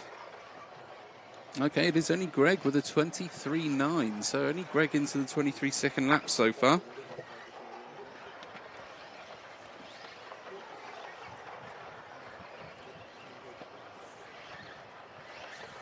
Let's make sure I'm on the right sheet. Yes, only Greg into the 23-second lap so far was a 23.9. So, yeah, Greg in a Yokomo. Let's see where he is. See if I can get him coming around the track. He's car number 2. Obviously, almost impossible for you guys to see that at home from the out. In fact, absolutely impossible unless you've got hero eyes of some sort, like a Superman's eyes or something. Ah, there we go. Through the switchbacks now. The yellow car just flying down the straight. There is Greg and his Yokomo. So Greg, like I say, Greg leading us out in this one. Fastest man on the track. Ooh. As I say that, Elias Johansson has come in with a 22.9. 22.9, almost a second off of Greg's fastest lap. Now that could make some significant difference out here. So a second on these tracks is a huge amount of space. Absolutely a monumental amount of space on these tracks. Doesn't look a lot, especially when you're around the sort of slower corners and things like that. But when you see a second's worth of difference on the main straight, it's virtually the length of the whole straight. So it's a big gap. It can be a big gap for these guys. So Greg's still out in front, though, at the moment. I don't know whether that's the 2 consecutive laps he's going to be getting from that one to keep him out in front, or whether it's the overall time. I'm pretty sure it's just done on the overall times for this for the qualifying here. But these guys have got 1 minute and 20 left to pull a couple of laps together. That's realistically enough to get 4 laps in if you're quick enough. Obviously, depending on where you are on the track. Might be advisable for you guys when you're actually up on the rostrum not to wear your high vis. Passing it onto your waistline or something, but you might not want to actually wear it. The driver's now being told no high vises on the rostrum. I don't know whether that's because it just, the high vis tends to attract the little beetles that are around here. You know, 1 year racing up here, getting absolutely swarmed by tiny beetles all over the little, all over these the high vis jackets that we've got to wear out on the track. Unlikely it's that though. But I will get from Muzz what the reason is why they can't wear the high vis up there. Unless anybody wants to get involved and inform me why we can't wear high vises up on the rostrum, I'm going to have a look at my feed now. Let's have a look. So 25 seconds left of this one.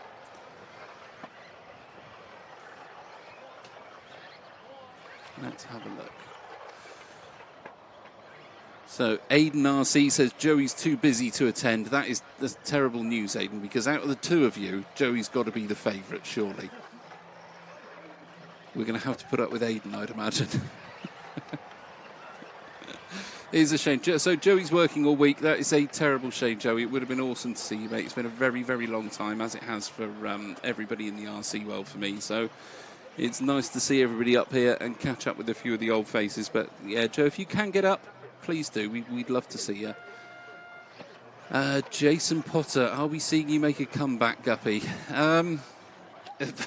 Fairly unlikely, I would say, as far as racing is concerned, Jason. I'd love to. I love to race, and I cannot sing the praises of this sport highly enough, and the people in it, and certainly the people that go into putting the organising and time into advertising and everything that it needs to keep it going. Unfortunately, I am an ultra-competitive guy, and I get too annoyed when I lose. So I think racing is probably behind me now, and I'll probably just stick with maybe helping out with a bit of organising and a bit of just talking about it. That's what I seem to be better at than flinging cars around. But yes, otherwise I'd love to. I might do an occasional race here and there, but who knows. What carpet are they using? Crunchy D8 says they're not actually using carpet, they're using AstroTurf. So it is fake grass pretty much, inlaid with what James puts down is a kiln-dried sand. So that's inlaid into the Astro to make it a little bit more hard-wearing. You would find that if it was just plain Astro with no backing to it or anything, these cars would do some significant damage after a decent-sized meeting. So they would certainly pull some of the plastic out of it and wear it down pretty quickly. But the sand just helps to keep things rigid. At a certain level, it keeps a certain amount of grip into it, and obviously, unless it's built up on the outside of the corners. So you can probably see, if I look at take my glasses off actually and have a look at the screen in front of me.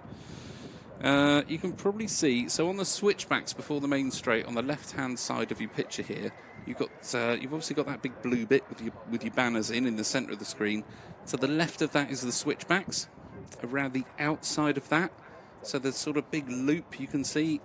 You can kind of see a darker patch, which is obviously where the cars are going around more regularly, and that lighter beige patch around the outside. Very nicely demonstrated a beige patch, whoever that was there that went through it. But that is your slippery stuff. That's where you want to be staying well away from. And I think if you watch that corner, you'll see most of these guys take a really nice tight line in and around that sort of black section of the track, or the darker section of the track there, to give themselves the most grip and, of course, the most speed around that corner. So let's have a look. Who else have we got? Okay, a little bit going on there. So we'll just have a look at the timings at the moment. So Peter Stein, I mean, we've only got one lap on the board for these guys. We'll come back to that in a mo.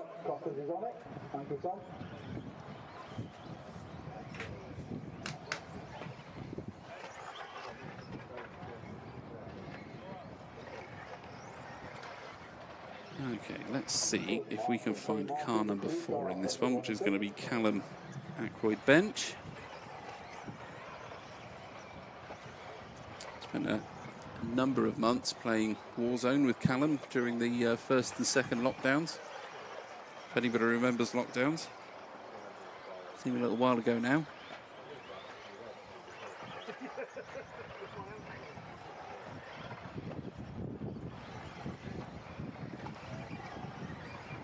Okay, so a couple of laps on the board. We are looking at 25s and sort of mid-24s at the moment for these guys.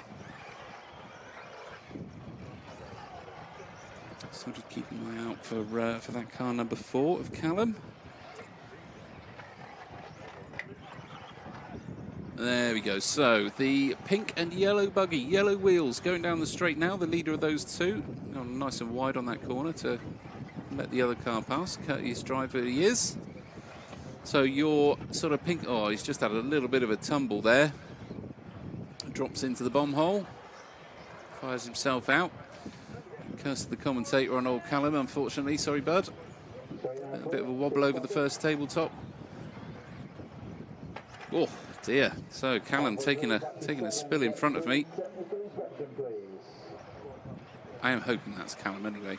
I haven't just made that number up. I will double check it next time he comes past. But Callum has put himself up into second spot in this one, despite a couple of tumbles. There we go. He's had a bit of a nightmare on that one as well. So when he comes round, he's got 2 minutes and 15 now. Obviously, this lap's going to be done for him.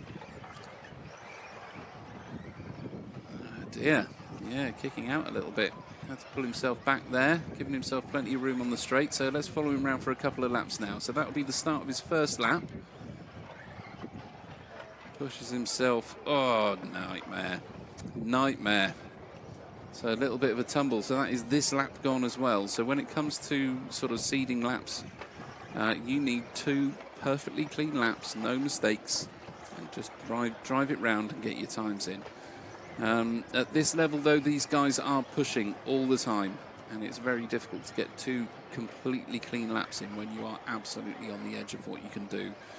So Callum, there we go. This will be the start of his first clean lap. Into the bomb hole he goes. Shoots that out through the little S-bends there.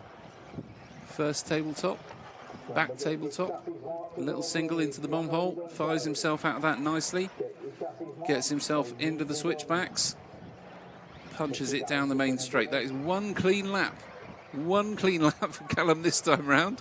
Let's see if he can pull another one in. Done all right, got himself in and out of the bomb hole there. Through the little S-bends. Front tabletop done. A little bit of a wobble before the second one. Oh, and he just smashes the landing a little bit. Unfortunate. So into the switchbacks again. And with 42 seconds on the clock, these last 2 laps are really going to count for Callum now. So he is really going to want these last 2 to be absolutely clean as a whistle. So, oh, and it's not going to happen for him today. Over he goes again, unfortunately. So Callum brings himself through into the little back bomb hole. around the slippery sweeper into the switchbacks. Nicely demonstrates how slippery that sand is.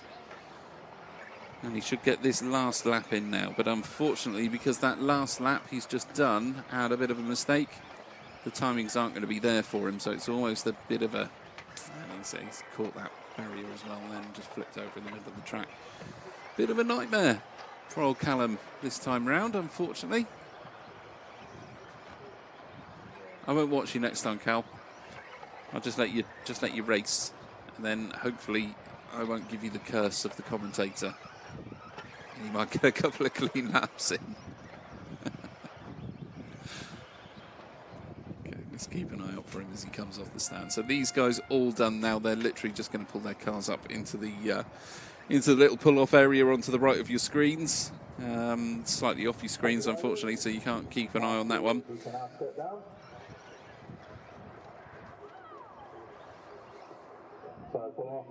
Practice 7 coming up next. Heat 7 on its way. Car 1, Mattis and Benetton.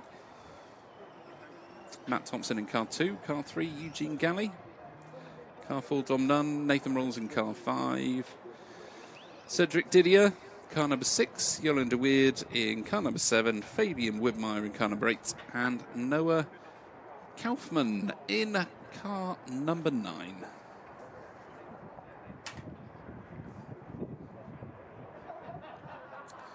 So we'll just get these guys swapped out.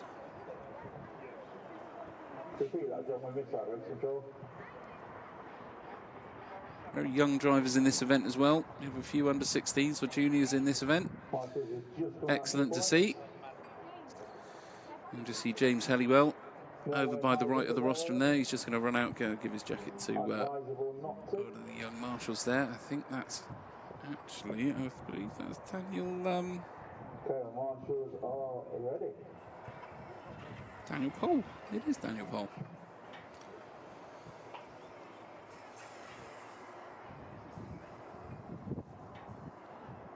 There they are. Thumbs up from Daniel. He's happy.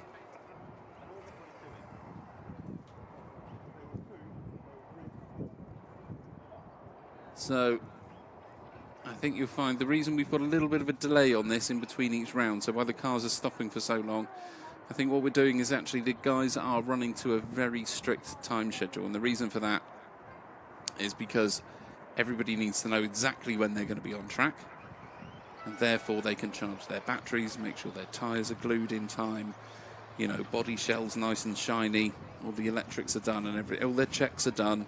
They can get through scrutineering and they'll know exactly when their race is going to start, so there's no sort of delays on that. But it does mean that when you get 4.5-minute heats or 4.5-minute practice heats, it does mean you've got kind of 30-45 seconds at the end of each heat to fill a little bit, which is kind of standing around time. Not so bad at this event because it gives the guys a little bit of practice at going through scrutineering, getting all the timings for, like I say, for batteries, gluing tyres, etc., etc. So it's a bit handy to have. Oh dear, we just almost had a nightmare crash in front of me there, but I'm not too sure who that was.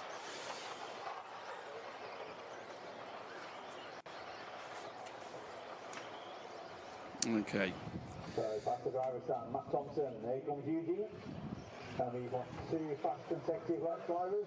Okie dokie, sorry, I just had a message come through. Looking at all angles on messages now. I'm not looking at the feed for a minute. I'm trying to look for car number 3 of Eugene Galley. Wherever he is, Eugene put a huge amount of work into this track, according to James. Huge amount of work from Eugene to get this place up together. So there's Eugene now, just going down the main straight. Brings himself through the first sweeper. Oh, a little bit of a tumble. So the grip is certainly coming up a lot now. You know, Eugene's done an enormous amount of laps around this track, but I think just due to the fact of how different it was last time out, you know, these guys are struggling with changing grip levels all the way around this track. There are some parts which are still just a touch damp, and it is only just a touch left in there of the dampness. Oh, Okay, everybody's safe. Sorry, we had a couple of crashes. A young Daniel Pole running out to do some marshalling there whilst about 4 cars were coming at him. But he survived it, which is always a positive thing. So where are I? Where's Eugene? I've lost him. There's not him there. Neither of those two. I think this could possibly... No, it's not a great one. Okay, I've got a funny feeling that is Eugene that's come out of the bomb hole there. Just going over the back tabletop now into the second bomb hole. Flick, there it is. Slippery corner done. In through the switchbacks. Fires it down the main straight. So let's have a look where we are. So top 3 at the moment. Nathan Rawls, Dom Nunn, and Matt Thompson by the looks of things. Where are we? So, some 23-second laps in this one. Nobody's hitting the 22s yet, but we do have 23.6 from Nathan Rawls, a 23.5 from Dom Nunn, 23.8 from Matt Thompson, and Eugene Galley with a 23.7. Fabian Widmeyer, sorry, also with a 23.7, and there you go, Yolan de Weird, a 23.9. So we've got 2 drivers outside of the 23-second laps in this one.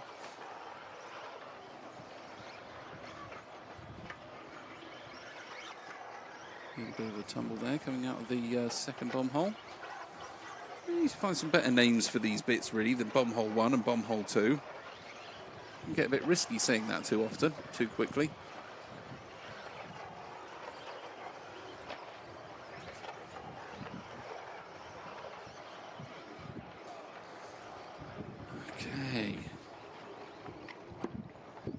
So, still Nathan Rawls out in front. Car number 5. Nathan obviously does a lot of... Nathan Rawls does a lot with the junior drivers in his region. Tries to bring them through, make sure we've got a good amount of junior drivers keeping the sport going for the future. Obviously, this sport relies on new people coming through.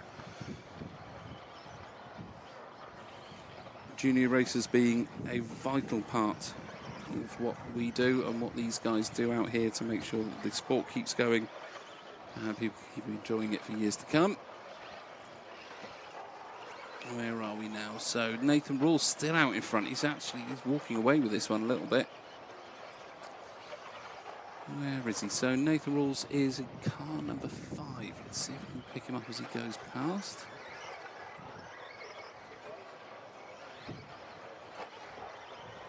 No, it's number 4. We're at the end of this round anyway, so unlikely I'm going to see him at this point. So as these guys cross the line, they are done now.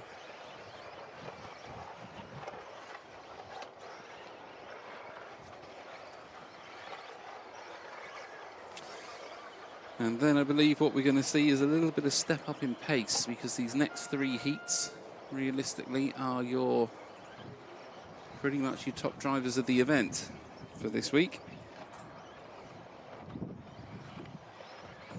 I believe anybody at this point from these heats could make an A final with a good win behind them. Just trying to unwrap myself from all the wires we've got in here.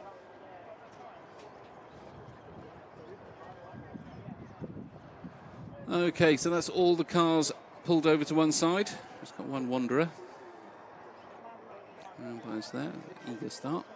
He's got himself in a good position on the track. So what these guys are doing, where they bring their cars out and they're just milling them around a little bit, they're not allowed to do full laps at this point, because we've got marshals crossing the track backwards and forwards, and we like to make sure that everybody stays safe. So what they will do is they'll get themselves into a position on the track where they've got a little bit of space in front and behind them. And that means they've just got a bit of clear space as they go around and try and get these 2 consecutive laps in. Just to give themselves that space, so they've got no pressure from anybody else. And, it's much easier to do it whilst you've got a little bit of space and a little bit of time on the track. When you've got somebody pressuring you from, in front that you're trying to get past, or pressuring you from behind, or that's trying to get past you, it certainly does put the pressure on, and you do feel that in your state of mind when you're up on the rostrum for sure. So it looks like this one should be kicking off any second now.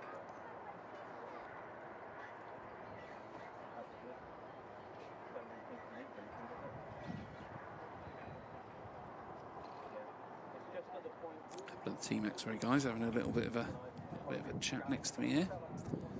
Listen in, see what their tactics are.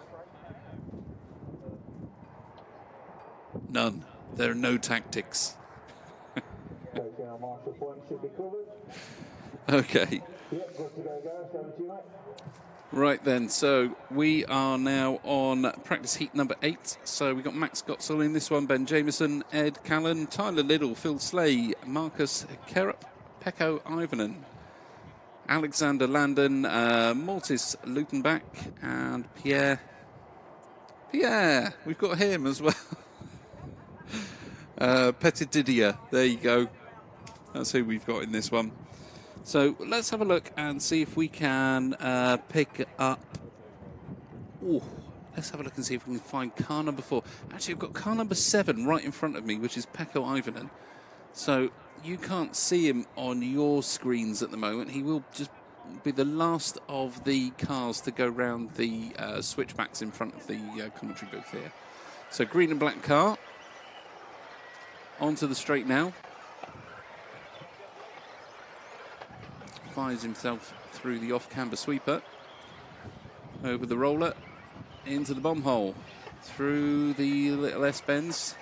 In the chicane in the centre. Up over tabletop number 1. Over the back tabletop. Into the single. Through the bomb hole. Into the switchbacks again. Nice clean lap. So that will be lap number 1 for Pekko. Into the roller he goes again. Fires it back into the bomb hole. It takes a little while to come out of there, actually. I don't know whether he had a little bit of a spin. I can't actually see in the bomb hole from here, unfortunately. Gets himself over the tabletop by the rostrum. Oh, and just has a nightmare of a tumble in front of the commentary booth. That's going to slow him down a little bit. So let's have a look where we are. So Pekko in 3rd at the moment behind... where are we? Yes, behind Marcus Kerup and Ben Jameson. So where is Ben? Let's have a look.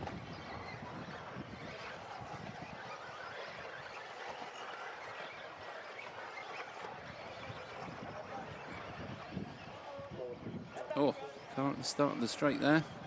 Left there for a fair old while, unfortunately. Can't actually see Ben's car coming through. Let's have a look. So car number 2 is what I need to look for here as he goes past the commentary booth. 46.32. What are you guys aiming at? Matt Thompson 2nd, 47.24. Fabian Wimmer 47.26 is 3rd. Eugene Galley in 4th. 47.34. Okay. So Ben Jameson's still taking us round at the moment. Lots of these guys into the 23s. I think we've only got a couple of them that are outside of the 23 second laps. It looks like Phil Slay's pulled himself over on this one. Only got 1 lap in, which is unfortunate.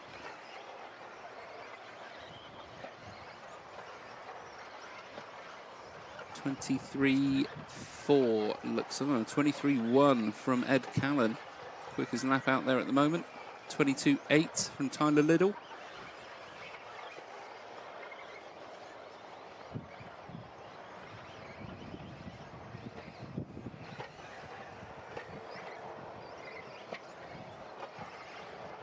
Oh, some fancy footwork in the middle from Marshal number 9 there.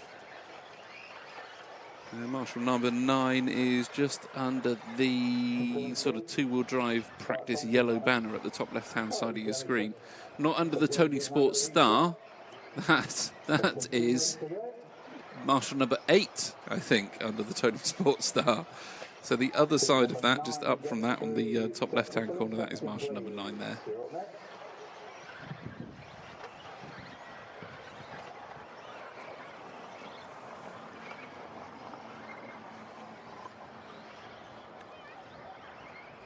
Okay, still can't see JMO coming around at the moment.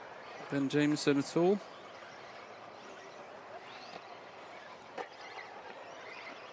He's got a watch. Oh, no, there you go. So, okay, just through the switchbacks now goes Ben. First one of these 3 onto the main straight. Gets himself through the off-camber sweeper. Past the roller. He flicks it back into the first bomb hole. Through the chicane. Tabletop number 1. Flicks it back. Tabletop 2. Little single out of the second bomb hole. Around the slippy corner and into the switchbacks again. So good luck for JMO that time. Takes himself nice and wide on the main straight so he can really get that speed up around the first corner. Oh, nightmare of a little flip just as he came over the roller. Eugene Galley out there. Picks him up and flips him over pretty quickly. Ben's still leading this one out. Yeah, Ben's still definitely leading this one out at the moment.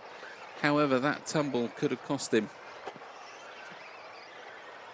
These guys forget pretty quickly, though, as all the best drivers do. Move on from any mistakes.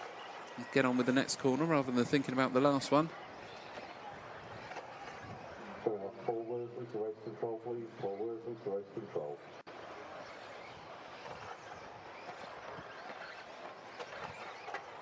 Oh dear, Ben's over in front of us here, in front of the commentary booth again. I say again, but he's over again rather than he's over in the same spot. Nathan walks past us, gives us a little thumbs up, obviously happy with his last run.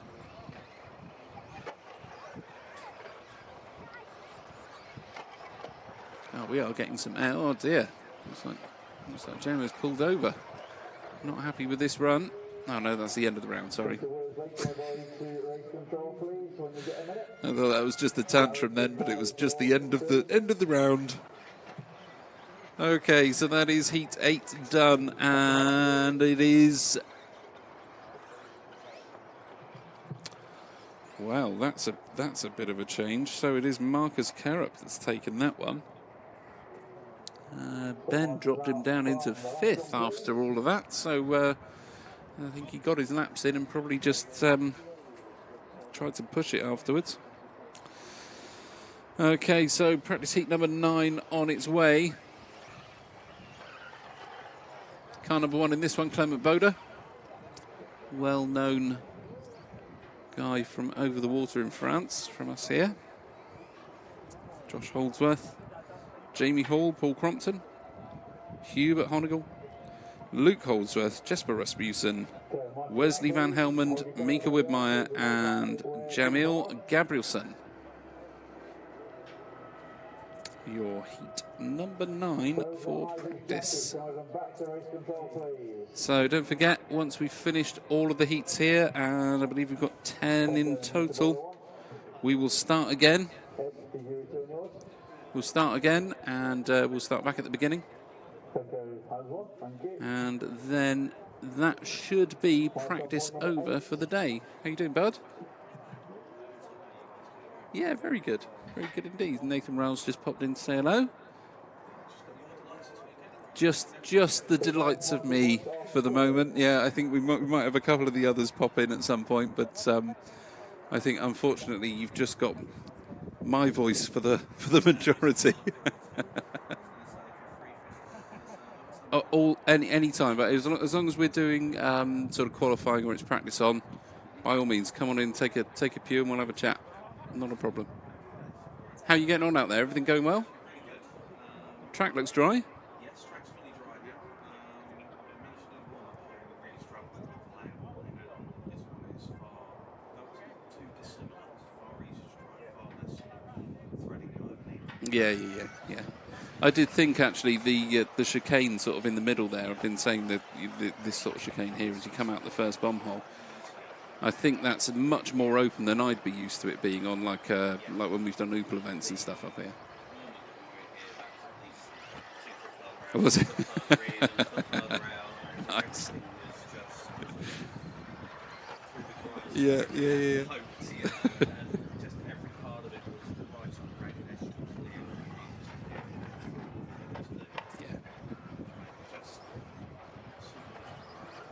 Some people cracking in this one. The reset, go again, you need 2 fast consecutive laps. Yeah.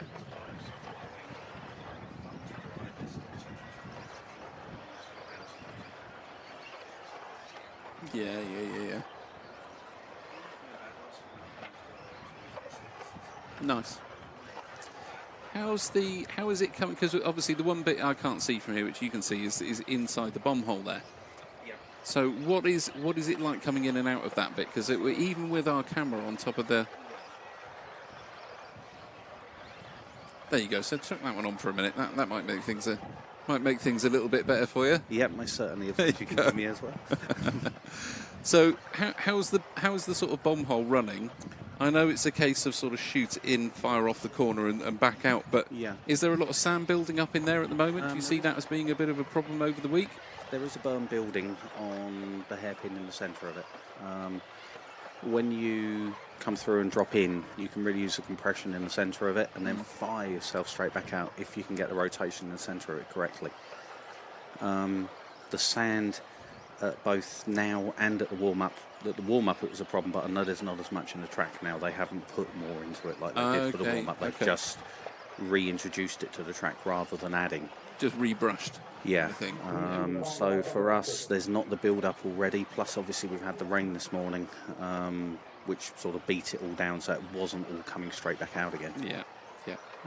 As I was saying earlier, that I think a lot of the guys are praying for an overcast rather than a really hot day, because when it gets hot, you bring all of that really dry sand out, all of that dust out, and all of a sudden it goes from being really nice and grippy to being a dusty bit of a nightmare. And it's a funny game with Astro, isn't it? It's you certainly got to play with the weather.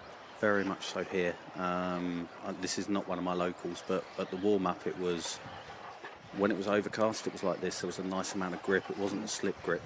As soon as the sun came out and it got hot, it was very much a slip grip style, and you were straight on your roof. This happened in the middle of four-wheel drive, and it just made it so hard. Yeah. But yeah, it's the same for everybody. Two-wheel drive, we got it right, and I coped with it well. Four-wheel drive, we didn't quite at the warm-up, so we've got some work to do during practice day on Thursday. But two-wheel drive, yeah, it's feeling good out there. You taking Paul's set up for the four-wheel drive? First UK national win for X-Ray, I might add, for old Crompton there. Yeah, I know, that was fantastic to watch. Not bad, is it? Even worse, I was having an absolute crapper at that event as well. I could not get my car right, and it was almost identical to his. But yeah, you know, we should go well here. You've got local drivers here that run X-Ray, like James Halliwell, who actually owns the land. So the cars look good. So we should be okay. I've just got to ask a lot more questions this time and get the right parts on the car. Good stuff, mate. Nice. Right, thank you very much, buddy. It's been an absolute pleasure. If you've got some more time over the week, by all means, just drop on in. If we've got no one in here, the seat is yours, sir. The seat is yours. You can talk us through what's going on, how it is out there. No problem at all. Thank you very much for having us. No worries, bud. Good to see you. Thanks, mate. Cheers, bud. Anytime, mate. Anytime. We'll get a beer or something in the evening. Oh, I will take you up on that for sure. Thank you, mate. Cheers. Sorry, I should have put myself on mute for that then, but hey, here we are. Here we are up at Robin Hood Raceway for the EFRA Tony Sport Schumacher Hobby Wing 1/10th European Off-Road Championships. And we are at Robin Hood Raceway, which is just outside of Blythe, in the town of Blythe. I say it's a town, I think it's more of a village, really, in the lovely county of Nottinghamshire. So welcome all to this fantastic event. We are running practice today. It is seeding practice. We're just going through the last couple of heats. So practice 9 and practice 10, heats 9 and 10. Heat 9 has just finished, so if you are just joining us now, you are joining us for the top heat of racing. Unfortunately, we do not have a moving camera right at this point. We will have one tomorrow for sure.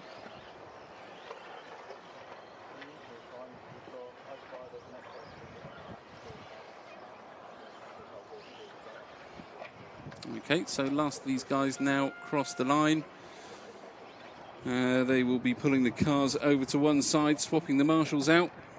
Phil Slade takes a steady walk in front of us again. I fall over a chair. Marshals, take your high visors off, give them a good shake. I'll leave your points, please. There's Greg Hill over there. Give him a wave. He's not seen me. I just look like a madman. Just like a madman waving out of a window at nobody.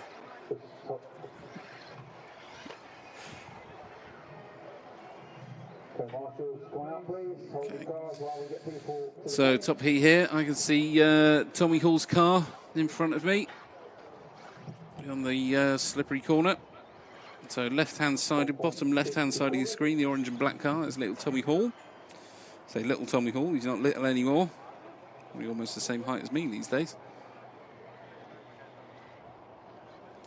So in front of Tommy, the other side of the, so the orange and black car, left-hand side of your screen at the bottom, that's Tommy Hall. The sort of greeny white car with white wheels to the left of that, that is Michael Orlowski, or Mikkel Orlowski if you want to go full pronunciation, I suppose. Anyway, so he is probably the favourite for this event, I would say, coming into it. Certainly puts on a great show whenever he's at Robin Hood, and definitely did at the warm-up event. Obviously, the whole of the Schumacher team are going to be learning from Michael throughout this event, from what he's done previously, and making their own small adjustments, I'm sure. So, I lost my timing screen. There it is. Off we go for this one. So, heat number 10.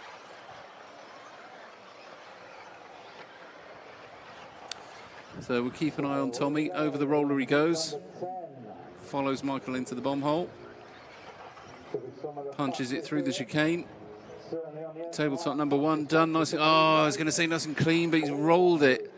However, that's first lap. So Tommy comes out now after the marshals picked it out, just behind Jorn Neumann. Down the main straight. Oh dear, Tommy. A little bit of grip roll at the end of the main straight. So, unfortunately, Tommy had already crossed the line there where he had that roll. So this lap is already out for him.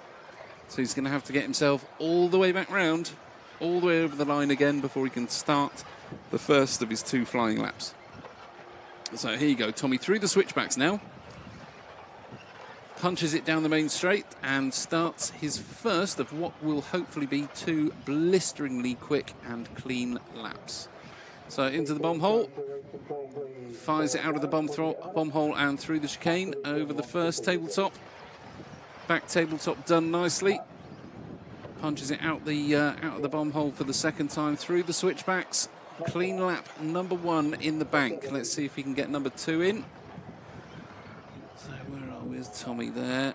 So last lap for Tommy was a 23.3. About a 6 or 7 minute gap before we start round 7. 4:37 we go off. Okay, so Tommy now coming through the switchbacks and onto the main straight. I did lose sight of him whilst I was looking for that time, so hopefully, let's have a look. Last lap for Tommy on that one was a 23.2. So 2 very nice clean laps there from Tommy Hall. Certainly put him into contention for this one. Let's have a little bit of a look at Jorn. Classic black spoiler on Jorn's cars, we always see. Quite often how you can tell him apart from a lot of the other drivers out there. There's not many with a coloured spoiler on their car these days, but Jorn always with a black one. So through the chicane comes Jorn. Over the first tabletop, back tabletop done. Into the single, punches it out the bomb hole through the slippery corner and through the switchbacks. Down the main straight he goes. So let's see what that one did for Jorn there. Second place at the moment, running in second with a 23.05. Only, hang on a sec. So we've got Ben Smith with a 22.9. Quickest one in this heat. That's fairly unexpected. Craggy's not doing quite so well in this. Neither's Bruno Coelho or Una Hatton in this one. Davide Ongaro not even starting. So let's have a look. So Craggy, there you go, Neil Cragg, ex-world champion, down the main straight he goes through the big sweeper, or the off-camber sweeper, over the roller, punches it back into the first bomb hole, flicks it out through the chicane he goes. Tabletop number 1 done. Second back tabletop nicely done. Out he comes of the bomb hole, flicks it through the slippery corner and onto the switchbacks. Punches it down the main straight. So a nice lap there for Craggy. Coelho just in his way a little bit as he came through the off-camber sweeper. Oh, and he just catches the pipe going into the bomb hole. So Coelho back past him now.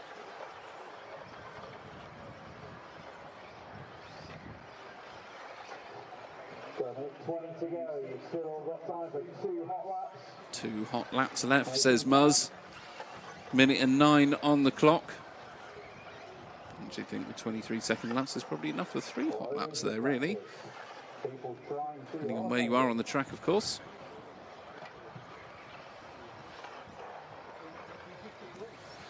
Okay, so about 50 seconds left in this one. We're going to follow, or I'm going to follow with my eyes anyway, because we haven't got a moving camera. I'm going to follow Bruno Coelho round, who is just behind Neil Cragg at the moment. Over the roller he goes, flicks it back to come into the centre bomb hole of the track, punches it through the chicane. Craggy's over in front of him. Coelho gets past clean, over the back tabletop, single, out the second bomb hole, through the slippery corner, into the switchbacks. Bruno punches it down the main straight again. Now Bruno in the orange car there that's just gone through the off-camber sweeper. Current 4-wheel drive world champion from 2019 when we were in the Slovakia event. Great to see Bruno take that one. A little bit messy coming over the tabletops there for Bruno, to be honest. Oh, nightmare. So Bruno comes through the big off-camber sweeper, catches a pipe on what could have been his last flying lap. Unfortunately tips it over, so that lap is done. And that is heat number 10. Drivers, form please. Marshals may step down. I've got 7 minutes before we start round 7. 7 minutes. I advise you, if you've done your marching, take your high vis off. Keep the flies away from you. Okay. So, 7 minutes now.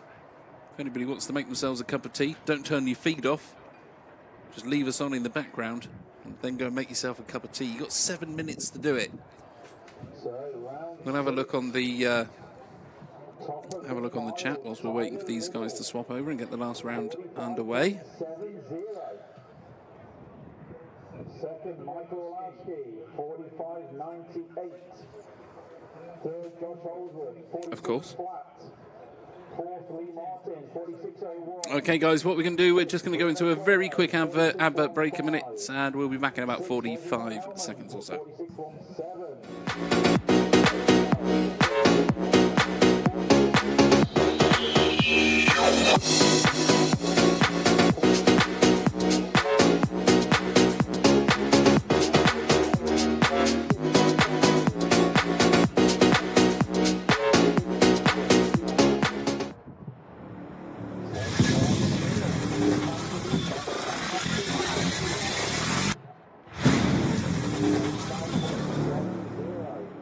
Fast laps, 6 minutes to the start.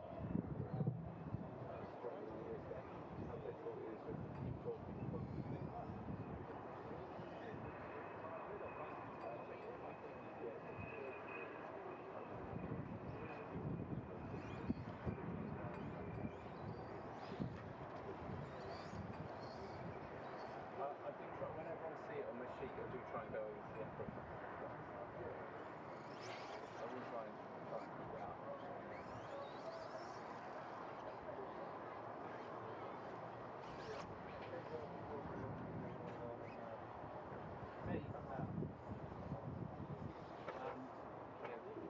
How long have I got?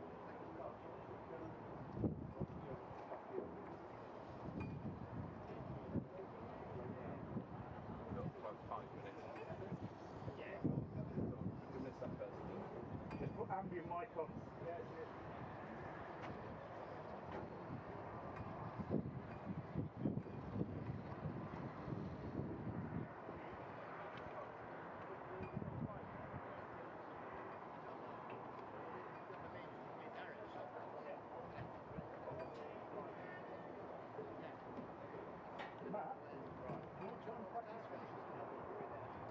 Whenever this last round's done now. This is the last round.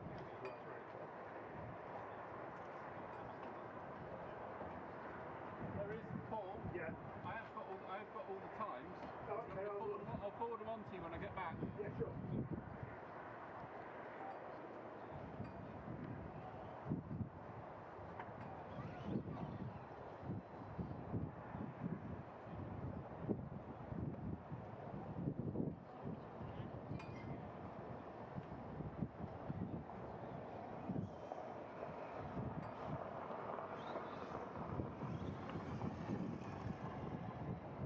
So 3.5 minutes, 3 minutes 30 to the start.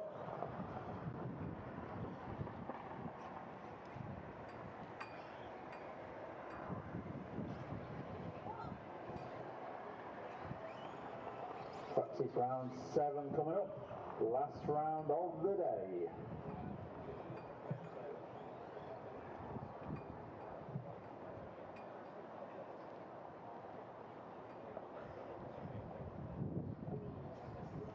If anyone's got high visors they borrowed from race control, can we have them return please?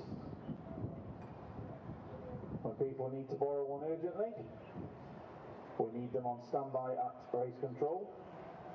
If you've borrowed it, please return it.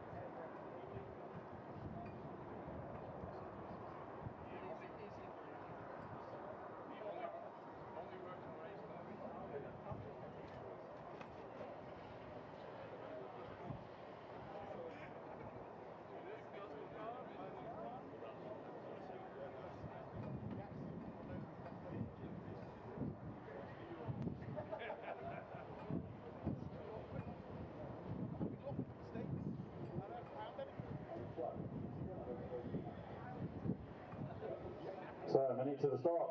Marshals to your points, please.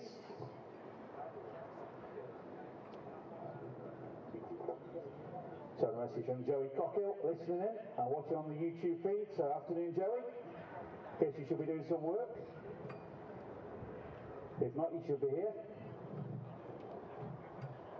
Your dad says he's missing you.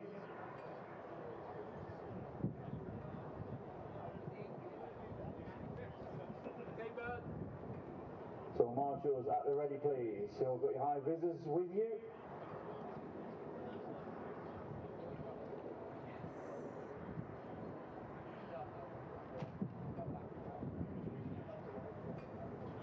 Okie dokie, we're back then.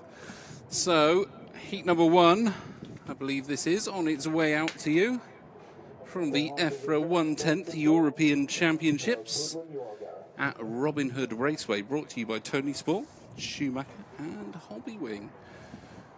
We are at the Robin Hood Raceway track. What am I talking about? Track. And this is the 2022 Off-Road European Buggy Championships. These are electric-powered vehicles, powered by brushless motors and LiPo batteries. Oh, tumbler in front of me. Car 8. Who is that in car 8? It would be my nemesis of names. Arlid Valderensis.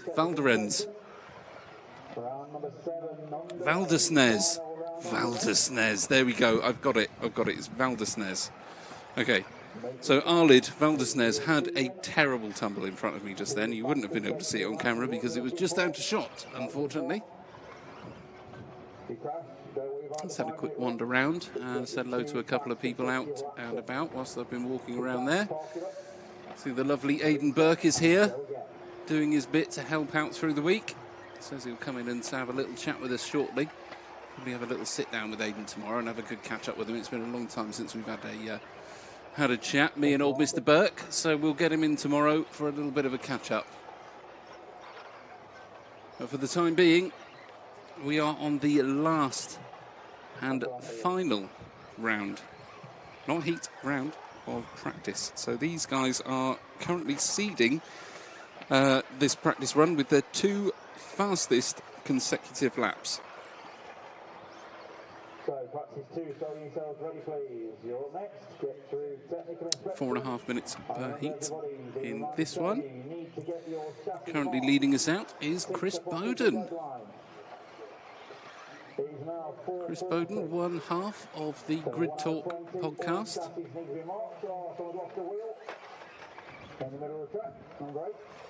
So a bit of a nightmare in front of us here. A couple of cars went over. Sympathy roll from the one at the back.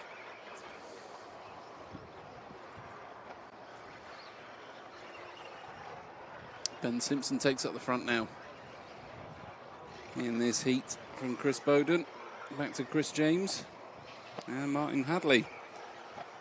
Martin Hadley making his way up from the Cardiff area of Wales. He probably came up yesterday, to be honest.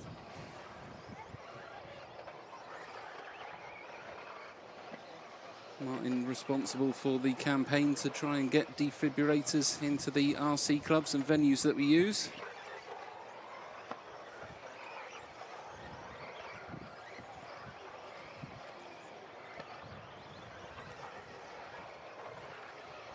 Okay, a couple of cars coming around in front of me now. So let's see, car number 2 of Cone Middle Coupe.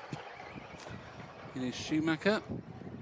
So Cone now coming over the little roller to the centre of the track where he drops into the bomb hole. Fires himself out of there. Punches it through the chicane. Up over tabletop number 1. The back tabletop clears that nicely. Around the slippery corner. Into the switchbacks and punches it down the main straight again. So let's have a look. Cone's last lap was a 25.97, actually his fastest lap of this heat. So we have gone from 22s to 25s. Hopefully you're all enjoying seeing us here at sunny Robin Hood.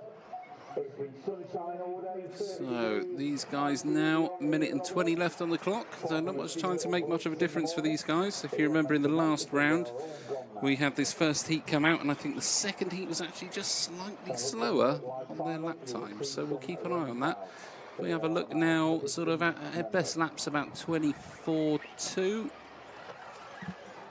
24.8, so low 24s for these guys on the absolute best lap. So we'll keep an eye on that, see when that starts to change. You might find that Ben Simpson there with his 24.2 might not be quite in the right heat, because when we look at the rest of the times there's nobody really within a second of him on a single lap, which would suggest to me that old Ben is probably going to find himself bumped up a couple of heats when it comes around to tomorrow's qualifying rounds. So Miklos just having a, Cone Middle Coupe just having a little bit of a spin in front of me there. Would have slowed him down on that last lap for sure.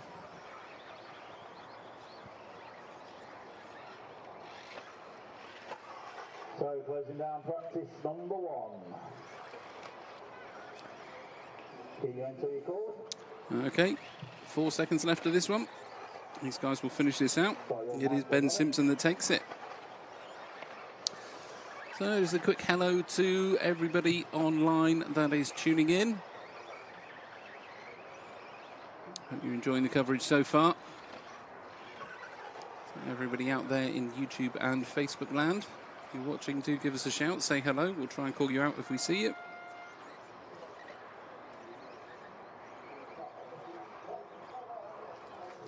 So Anox RC says hello from Australia. Hello to you. Thank you very much for joining us. What's John? Joey C Cup says, what's John doing? Probably missing you, Joey, to be fair. Probably missing you. So much as quick as you can, please. In fact, I'm pretty sure. Oh no, you should be finished work by now. What else have we got? Okay, Mark Burton Young says Orlowski, wow. Yeah, certainly wow at this track. Orlowski's one of those guys that can certainly lay down the super hot laps when he needs to.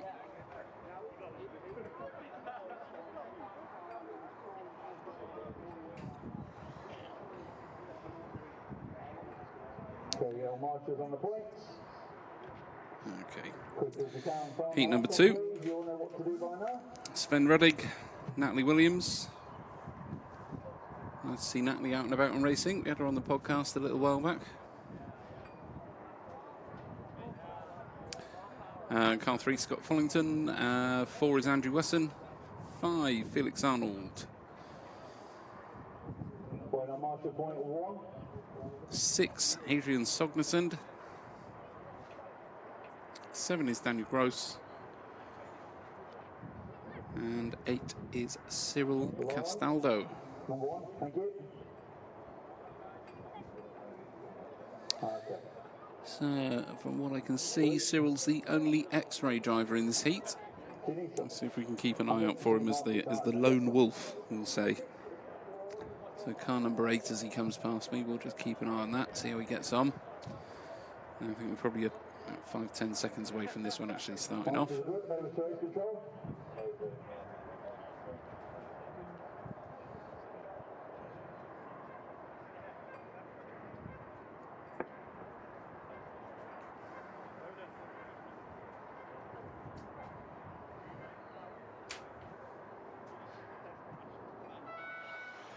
Okay, off they go.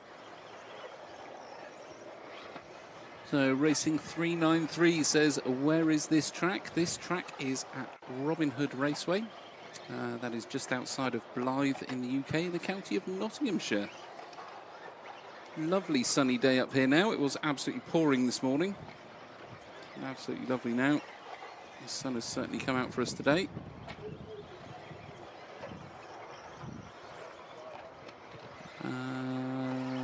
R. Stevenson says, hey Matt, hope you're well. I'm very well, sir, thank you. I hope you are well too.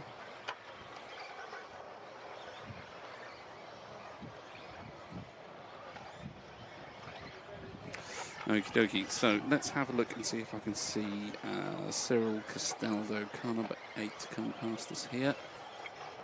So now that was car number 4. 7. That'll be a 3.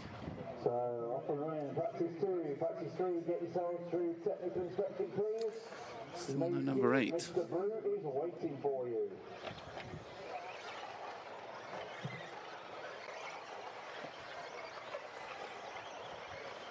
Okay, very strange. That's because he's not running. That's why I can't see him. Okay. I think I should probably keep an eye on the timing screen slightly better than I have done just then. There's a lesson for this week that I've learnt very quickly. Okay, let's have a look for car number 2, which will be Natalie Williams then. Natalie Williams in a Yokomo. So there you go, the yellow Yokomo that's just gone past me now through the switchbacks. Oh, car tumbler on the straight. Natalie gets past him, punches it down the straight through the off-camber sweeper. Over the first roller. A little bit wide on that one. Drops it into the bomb hole. Fires it out into the centre chicane. Car over in front of her. That would have put her off just slightly, but luckily crashes out the way. So Natalie comes over the back tabletop, out of the last bomb hole, round the slippery corner, through the switchbacks again. So another clean lap for Natalie there. Let's see where this puts her. So she is running second in this one at the moment.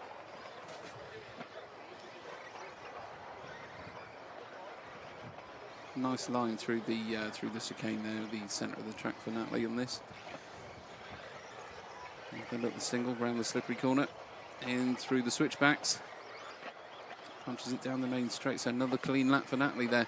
And this is what these guys are after. They are just after putting clean lap in after clean lap. Oh, and a bit of unfortunate bit of grip roll there for Natalie. Even worse was the car behind her that she waited for, had a Little bit of a slide, so that held her up even more. Now, that could be the difference between getting that last extra lap in and not. So we'll just keep an eye on Natalie as well. Now, there's only 1 minute and 52 left in this one. Down the main straight she goes, through the off-camber sweeper. Over the roller. Flicks it back and drops into the bomb hole. Through the centre chicane. First tabletop done, back tabletop now. Makes it cleanly over the single. Punches it out of the second bomb hole, around the slippery corner. Switchbacks and onto the main straight again. So Natalie absolutely laying down some laps at the moment. What have we got as far as lap times are concerned here? So nothing really sort of groundbreaking at the moment. We're still all around the sort of 24s and early 25s, even into the 26s for the likes of Sven there. Bringing up the back of it, unfortunately. Good mix of drivers here, though. So Austria, Norway, Switzerland and Great Britain all represented in this heat.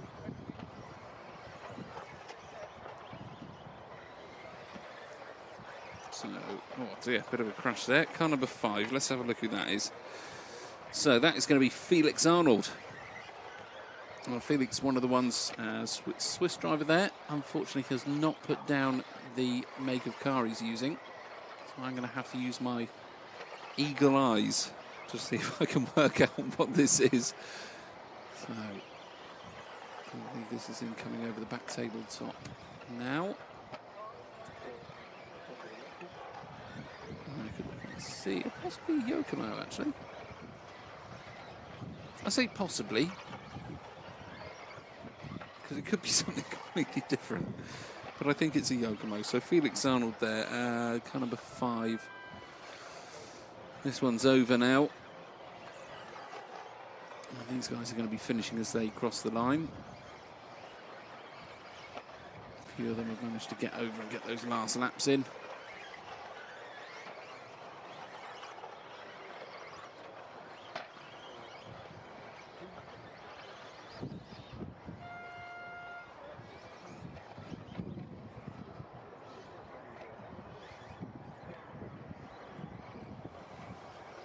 Okay. So we will wait for the marshals to come out. Whilst we're doing that, I'll run you through who's in the next heat. So the X-ray of car number 1 of Sami Bajelin. Bastian Andreasen, car number 2. Freddie Russell in his TLR from FF Racing, car number 3. Jason Green, car number 4. Dave Scott, and car number 5 in his Schumacher. Car 6 is Jamie Armitage. We've got car 7, Sebastian Langdon. Christian Woodconig in car number 8, and David Kardec in car number 9. So again, a good sort of mix of drivers. Finland, Norway, UK, Sweden, Austria and France, all represented in this heat. Sven is there already. Thank you. And the rest of them, here they come.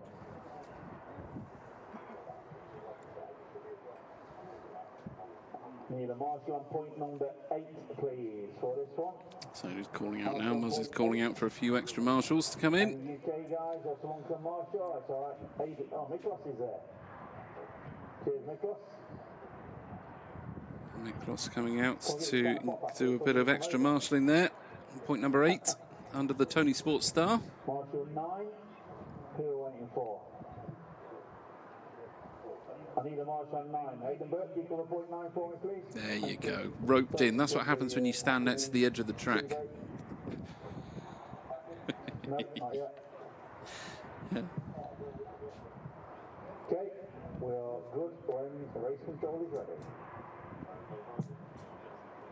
There we go. So Hayden Burke now taking his point on point number 9. Top left-hand side of your screen. Just at the end of the two-wheel drive practice yellow strip there. Okay, so we should be pretty much there with this one. It will kick off in the next couple of seconds. There we go. So we go for practice number 3. Okay, so heat 3 for these guys. We'll keep an eye on some of the lap times as they go round. Great for us out there?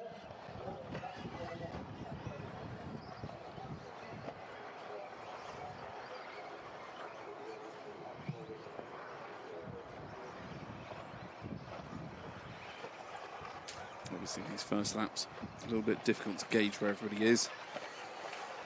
They're a slightly longer first lap normally.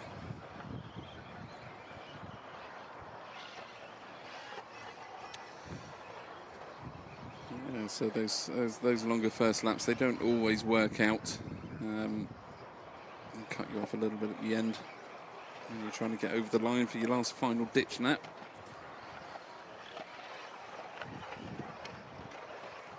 There's a car over in front of us. The commentary booth. Just see the marshal there in the bottom of your picture, just picking him up. Holds back, gives himself a little bit of space before he takes off again. Vital in these qualifying heats or these seeding heats to give yourself that space so that you can get those 2 clean laps in. It's not very often that you'll find people on the track that you can catch in a couple of laps if they're a few corners ahead, because all these cars are so similarly paced, especially at this level of competition. It normally takes you a good few laps to actually catch someone that's in front of you. So with that in mind, what these guys do is they just try and pull back a little bit. You do find they come together sometimes, but when they do, you'll often find that one or the other will make a mistake somewhere. They'll then pull back, give themselves a little bit of space, so they've got that time to get those 2 clean laps in at full speed again. Currently, though, with a couple of laps on the clock, it is Christian Koenig taking us round at the moment from Sebastian Landon. Best laps of 24.6, 25.2 respectively for those two. The 24.6 is actually the quickest one we've seen so far out of this heat. Early doors though, so plenty of time for all of that to change.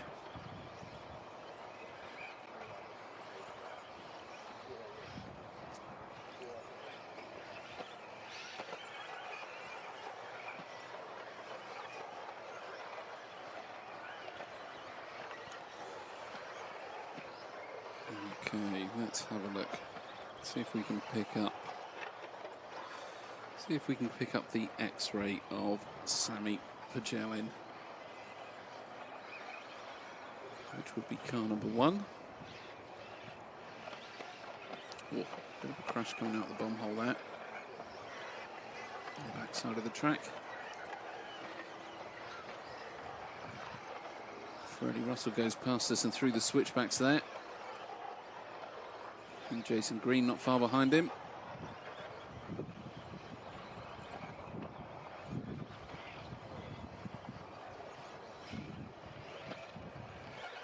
Still not seen the number 1 car come past yet.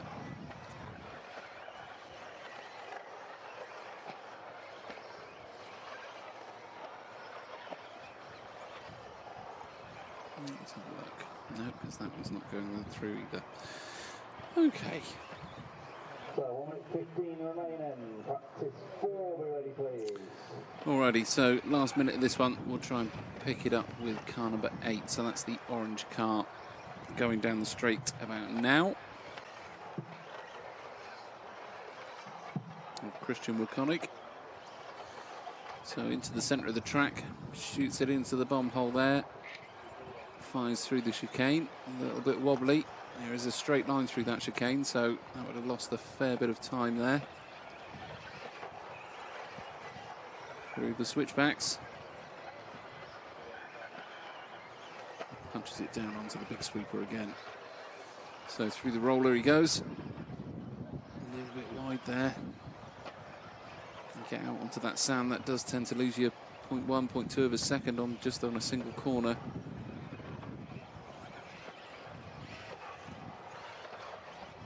Certainly got that car bottomed right out. Schumacher working well from there.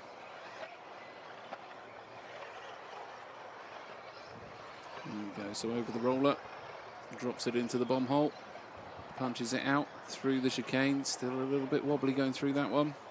Over tabletop number 1. Nicely over the back tabletop, over the single.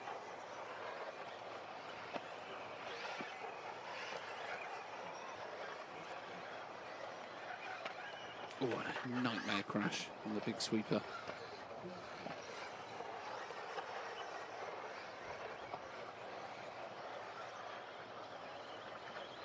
Okay, so that is this one done. These guys are going to pull the cars in.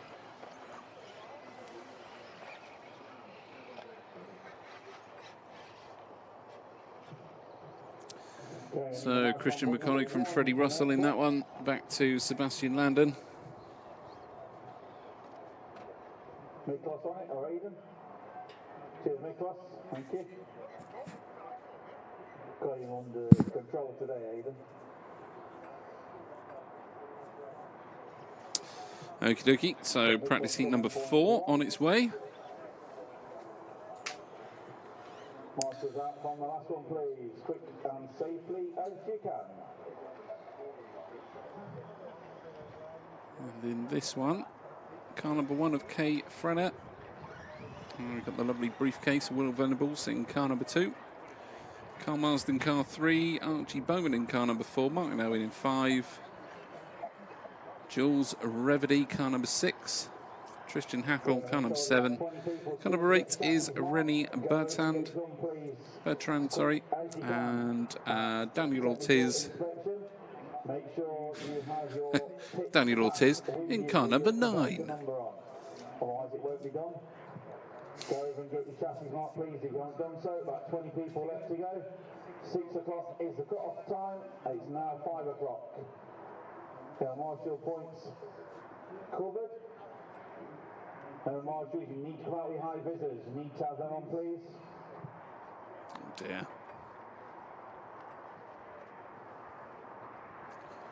So, got to have a high vis when you're out on the track. A couple of the marshals forgot that. Difficulty with taking them off when you go out to race, I guess.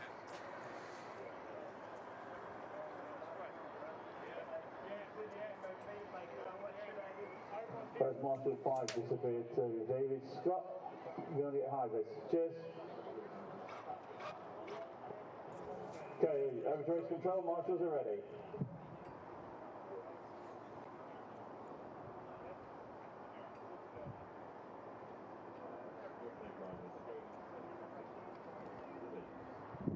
Hello to everybody on the feed, joining in and getting involved. Appreciate you being here. Thank you for watching in. Jarpi Parvanen says, go Juna and Pekka. In this one, unfortunately. So let's see who comes past us. Car number 9. Car number 9 of Daniel Ortiz. There we go. Purpley, sort of blacky, whitey car that's gone down the main straight through the off-camber sweeper over the roller. Gets himself round now to the centre of the track where he drops into the bomb hole. Flicks it out, punches through the chicane over the first tabletop. Oh, nightmare, absolute nightmare. So gets himself caught up on a little pipe there, and now he's punching it and pushing so hard that more mistakes are being made, and he just needs to back out, give himself a couple of corners from those cars in front, and make sure he gets those couple of clean laps in. When you're too close to the other cars, it is so off-putting. Somebody else makes a mistake, you tend to follow them into whatever they've just done. Lose a huge amount of time doing that. So in these seeding heats and in the qualifying heats, it's definitely worth making sure you've got as much space around you as you possibly can. So let's have a look. Where are we? Car number 9 of Daniel Ortiz. Where is Daniel at this point? Okay, so it looks like he's just come through the chicane. A little bit of space there for the driver behind him. There we go, through the slippery off-camber corner, or on-camber corner, sorry. Into the switchbacks, down the main straight. Oh, nightmare crash on the straight. Oh, slapped by another car at the end. Oh, he's conked out on the straight as well. Marshall's there. Thankfully, the marshal is gradually getting himself into a... There you go, back into his safe little box there, so nobody's going to lose their ankles today. Okay. So nightmare situation, that one. Is nothing worse than hitting the end of the straight and coming a cropper. Such a fast bit of the track, you're more than likely, if you're in the middle of the straight there, you're probably going to get hit by somebody, unfortunately. So Daniel Ortiz taking himself almost out of contention in this one at the moment. Kay Frenner is leading us out from Will Venables. Carl Marsden just behind that.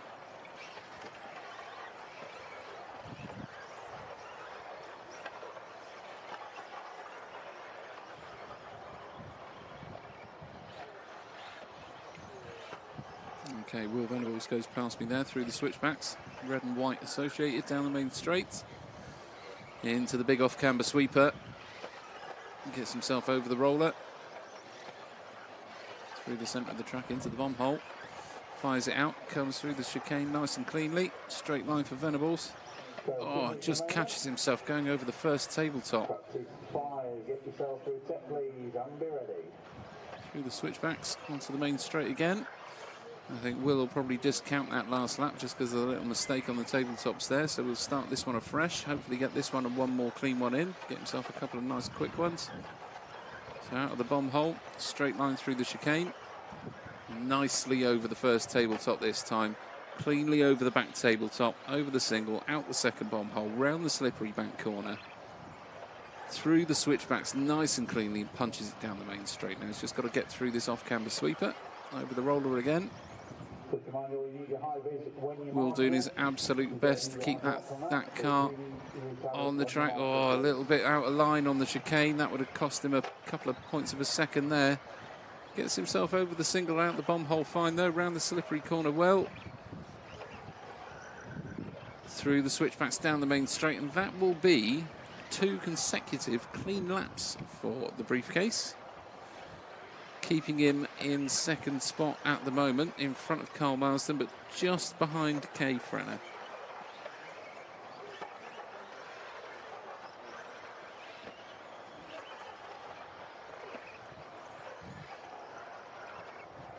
Carl Marsden, the car behind Will Venables, going down the main straight now. Obviously Carl, the main man for Kyosho in the UK.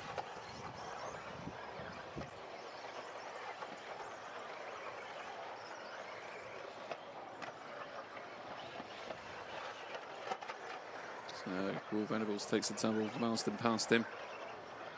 All happening in front of the commentary booth, so you guys can't see it, unfortunately. So Carl Marsden through the big sweeper at the bottom of the track, over the roller. Fires himself into the bomb hole. Through the main chicane in the centre of the track. Tabletop 1, flicks him back, over the back tabletop. Single out the bomb hole through the slippery corner. Oh, nicely moved out the way there. Down the main straight he goes. So Carl must be doing pretty well at this point. Got himself up into second, just snuck past old Will Venables there.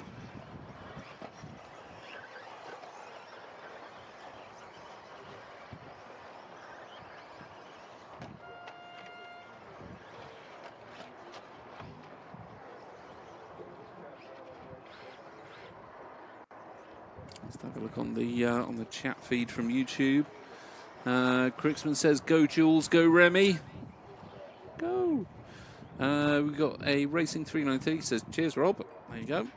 And R. Stevenson 81 says, "What time are you live again tomorrow for qualifying?" What I will do is I'll get Paul or James to join me at some point in a second when they appear from the back of the van. And we'll have a look and see if we can find the timings for tomorrow, which I do have on my phone. Just not in front of me right now. In fact, I might just be able to do that whilst this one's just changing over. So give me 2 seconds. There you go, all marshals down in place from the last practice, number 4.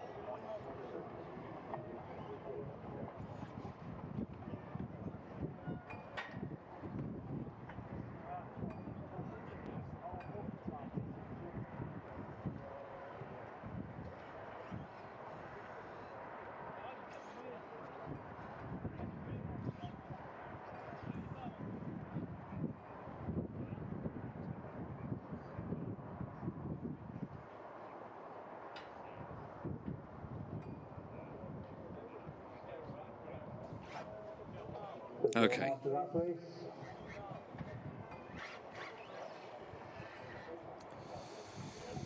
So we have tomorrow control practice will be going on from 9 o'clock. Now, whether we're going to be here doing control practice, I don't believe we are. So what I will do is get the timings from Paul, and I will let you guys know exactly when we are going to be on air tomorrow.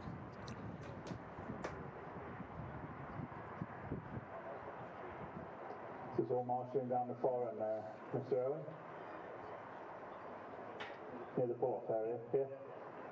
We've got someone in there. Okay. Here we have this.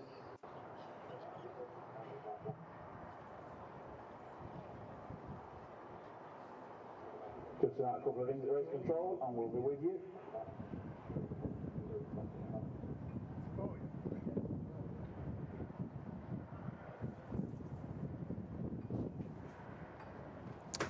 Alrighty. Any nitro racing as well, KP says.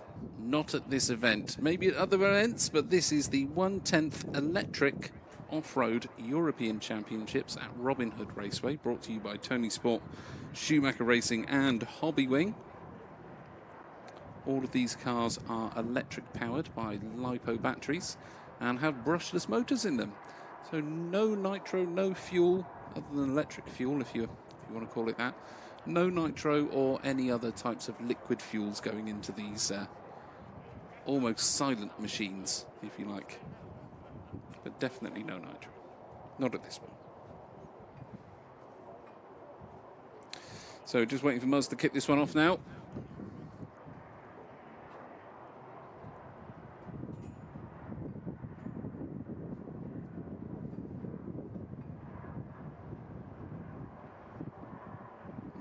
Too sure why we've got a bit of a delay on this round, to be fair. Whilst we have got a delay, though, I will let you know that in this round we have car 1 of Philip Merzinger, Greg Williams in car number 2 for his Yokomo, Tom Cockrell, Schumacher driver, in car number 3. James Halliwell, owner of Robin Hood Raceway, the very track you are looking at on your screens now, is up there. X-ray driver is James. Will Callan in his Schumacher. Dylan McBurney in his Schumacher. Baptiste Roche in is Associated. And then we've got 2 cars which we don't know what they are, which is Lucas Didier and Elias Johansson. Actually, we might know what they are, but I just haven't written them from one sheet to the other yet. We will have them written on the sheets for tomorrow for sure.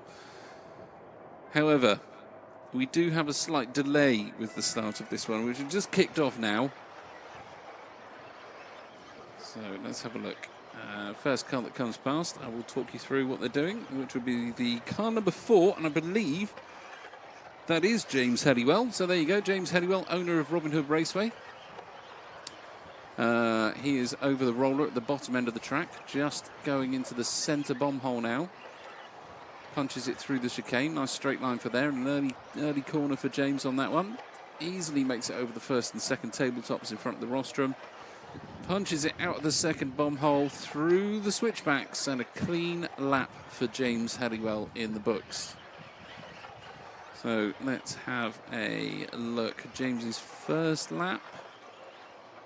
Yeah, can't really say anything on that because it's basically giving me the times for 2 laps. So 39-second first lap is madness. Madness. Nobody believes he did that for 1 lap. So we'll have a look when they start coming round again. But I will tell you that Greg Williams has done a 23.9. James Halliwell on his last lap, a 24.1. So 23.75 from Tom Cockrell. 23.6 from Greg Williams now.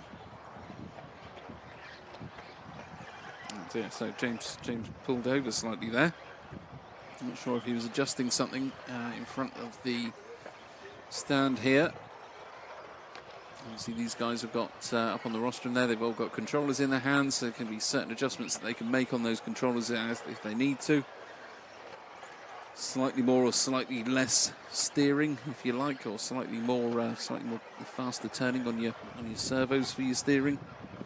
That sort of thing can all be adjusted from the handsets these days.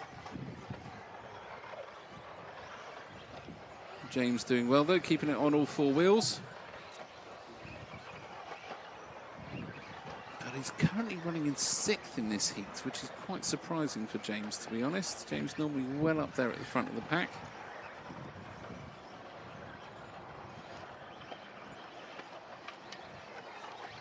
Down the main straight he goes, through the off-camber sweeper, over the roller. So we are following the pink and whitey sort of car now, going over the first tabletop. It's now going under the timing bit that you can see on the top right hand corner of your screen. Just come past me there in the commentary booth and into the switchbacks. Punches it down the main straight. So James Honeywell still in 6th place in this one. That's surprising. I've not seen James really make any mistakes so far, other than one where he went slightly wide on one corner. Go over, please, and get it marked at technical inspection. So your chassis is not marked by 6 o'clock. Oh, briefcase, what a jump! Just in the top of that body shell. So drivers now being warned they have until 6 p.m. to get their chassis marked by the scrutineering team for the rest of this competition. Anything after 6 p.m. will result in a lengthy flogging. No, it won't result in that at all.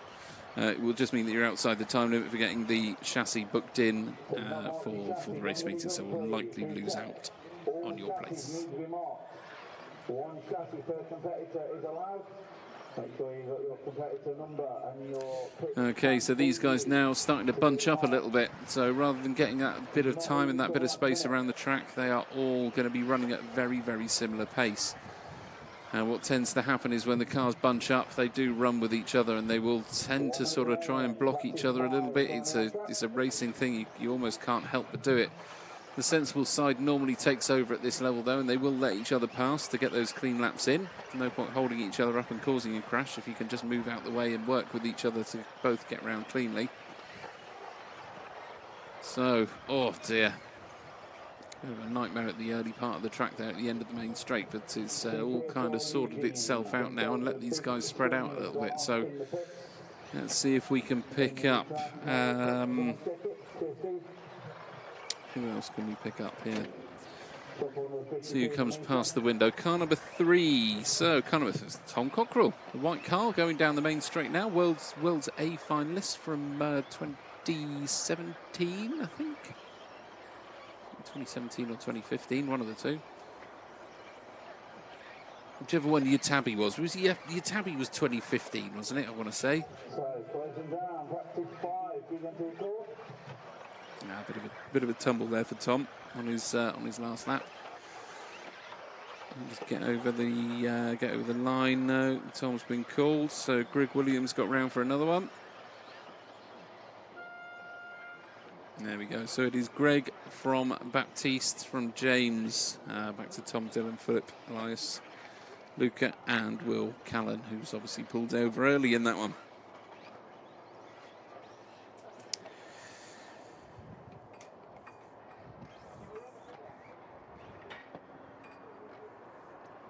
Okay, so these guys now off to collect their cars from the pull-off point.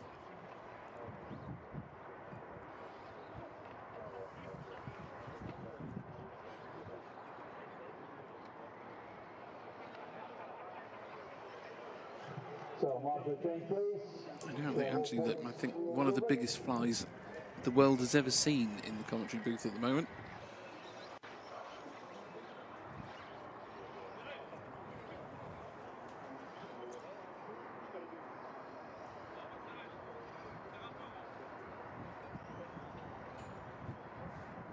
Okay, these guys come. Marshall's on the way out.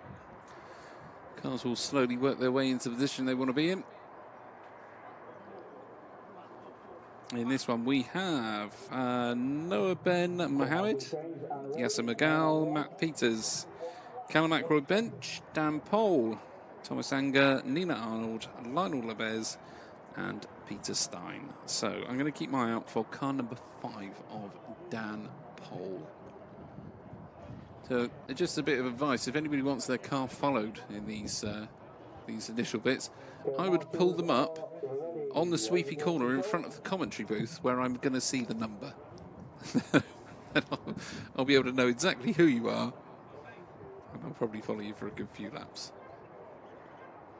I think actually Daniel Pole is on corner 1 of the switchbacks there. So just on the bottom left of your screen, you can see a buggy just to the left of the little sort of blue patch with the thingies on it. I think that is Daniel Pole down the straight there. We'll see when he comes back past the window here in a mo. Kind of recognise that paint scheme though.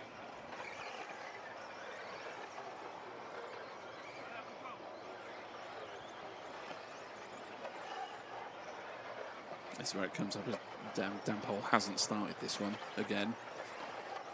Okay, so that it definitely was Daniel Pole. Down the main straight he goes, through the off-camber sweeper. Nicely over the roller and into the centre of the track there. And he's going to punch it out of the chicane.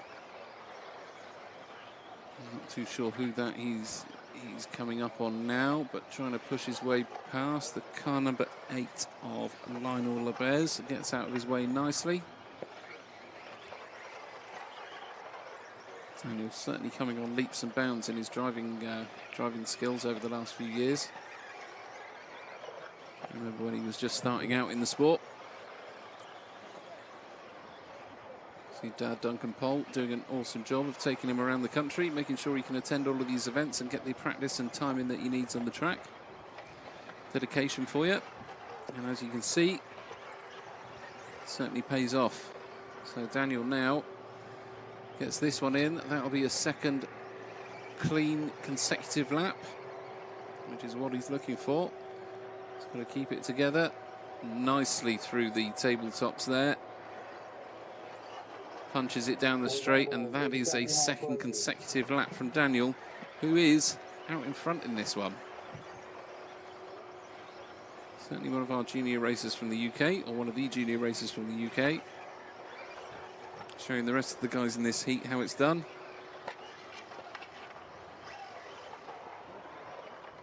And looking at the timing screen, he's about... Right, let's have a look. We're just waiting for Noah to come past the line and we'll be able to see the split between them. He's not there yet. He's literally about 10 seconds ahead of the next competitor if they were racing though. Well, Venable is sprinting to get his chassis mark, but the man is at race control. He's heading back your way. Okay, so Daniel Pole doing pretty well there. We'll have a look at Matt Peters when he comes around, because he's running around in second in this one at the moment. So car number 3, if I can pick it up. There's Daniel again. So I'll just wait for these guys to come past the commentary booth before I can see the numbers. I think that is number 3 down the main straight now. So that is Matt Peters, car number 3. Gets himself over the roller. Through the centre chicane. Over the first tabletop. Gets himself a ward. Bit of a dodgy one going around the corner onto the back tabletop there. Lost a fair bit of time in that. Didn't look like a lot, but that was probably 1.2 of a second out of his lap time, which is it's a gap. You don't want these gaps. I'm going to need a volunteer march on point 6 for the next one, Still please. pulling it through in second though is Matt Peters. Happening, Steve. Callum Ackroyd bench brings himself up. Mid-class will be on it. Yeah? Good man, cheers, mid-class.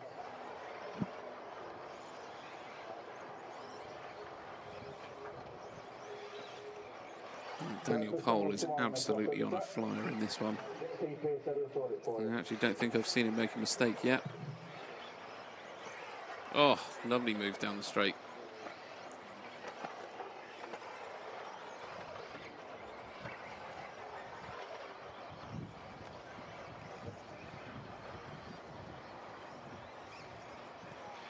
So we'll probably have a chat with a few of these guys Be interesting to know what electrics Daniel's running in that thing, because that had a fair old amount of punch coming out the main straight there as he dragged past the other car. I can't remember. I can actually see who it was that was behind him.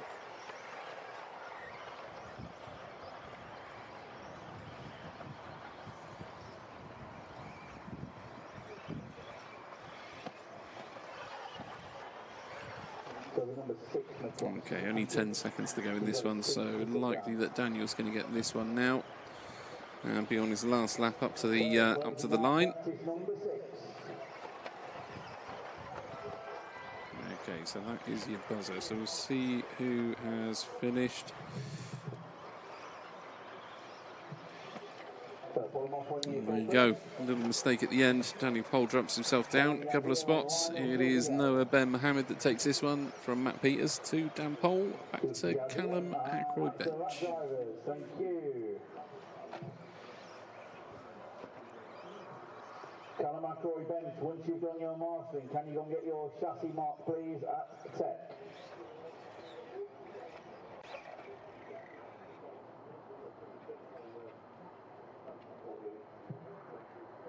So practice 7 coming out next.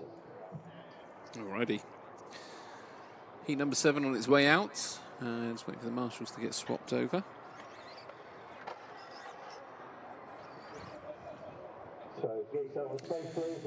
Car 1 of Matters Benetton. Car 2, Matt Thompson. 3 is Eugene Galley. 4 is Dom Nunn. 5, Nathan Riles, who we spoke to earlier. 6, Cedric Didier.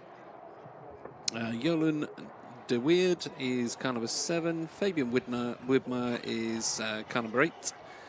And car number 9 will be Noah Kaufman.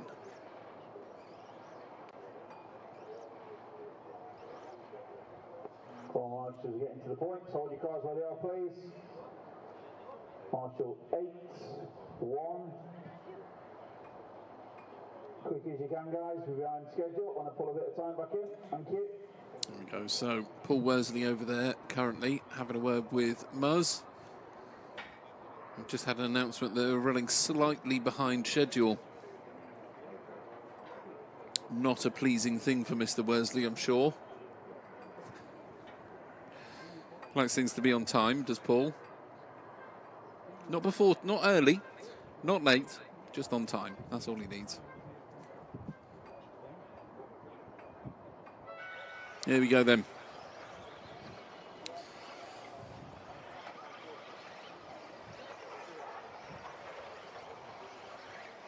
So who comes past the window first for us? So that is going to be car number 2. Car number 2 of Matt Thompson. So the yellow wheels there down the Alpha Camber Core sweeper, over the roller into the centre of the track. Oh, awfully wide line onto that horrible, horrible slippery sand. Lost a huge amount of time out there where he did have a big gap to the car behind. That has vanished now. Just that small amount of time on the sand there. And you see Eugene Galley in car 3, both those cars going down the main straight now. So Eugene Galley in car 3 behind him. You can see the gap's been pulled out again now. Whereas that was the gap originally, it closed down completely just because of one mistake on one corner out on the slippery sand. The amount of time that you lose when you can't get the drive going round or through a corner or even out of it, it's incredible, really. Anybody will close up on the back of you really, really quickly if they can just keep that tighter line and make sure they can punch it out or through a corner. So Matt Thompson still with him, or I'm still watching him at the moment. Just coming past the commentary booth. Eugene Galley just behind him.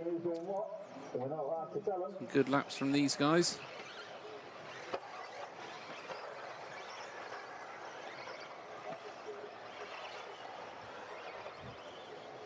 Robin Hood, probably certainly one of the more enjoyable tracks for 1/10 RC to drive in the UK. If you're a fan of RC and you are ever in the UK, it's well worth making a trip to Robin Hood. Getting in touch with James or one of the team here to try and arrange yourself a practice day if you can.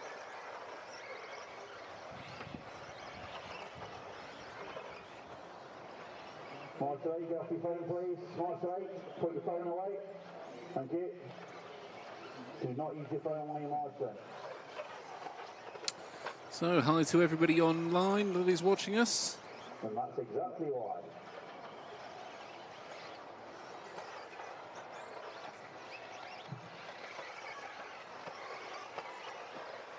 Freddie Falk says the only liquid fuel is the beer the drivers are drinking. Very true. Very true. And possibly the commentators at some point. But not until this evening.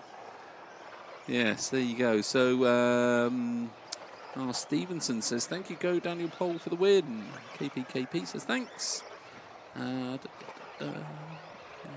else have we got on here? Stretch says he's watching from Sacramento. So sunny here. Well, it is also so sunny here in the wonderful Robin Hood Raceway. We've done very, very well today to come out of it with the sun shining. It was pouring down this morning. A little bit of worry on everybody's faces when I got to the track to say, oh my goodness, we are on the yellow compound tyres, control tyre for the event. Yellow compound with a Schumacher tyre is a dry tyre, certainly not a wet tyre.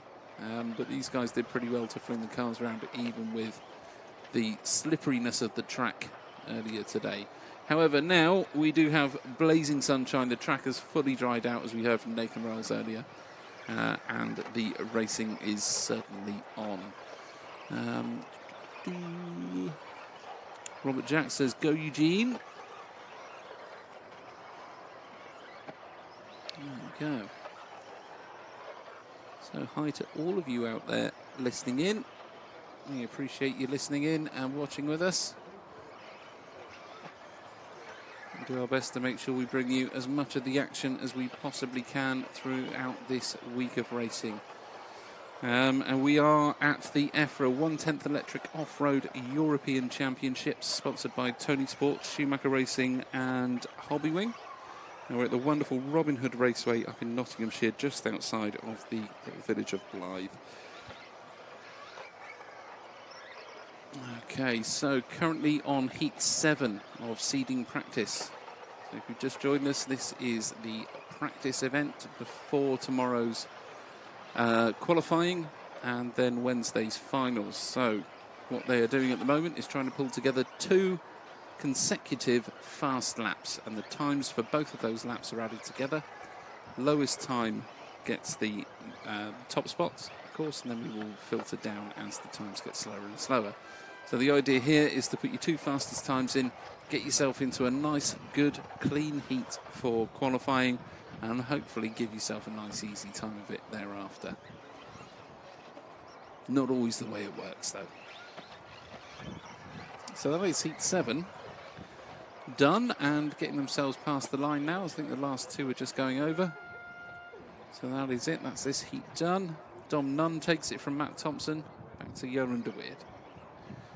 And Nathan Rules there, sneaking into 4th spot. So Heat 8 will be up next.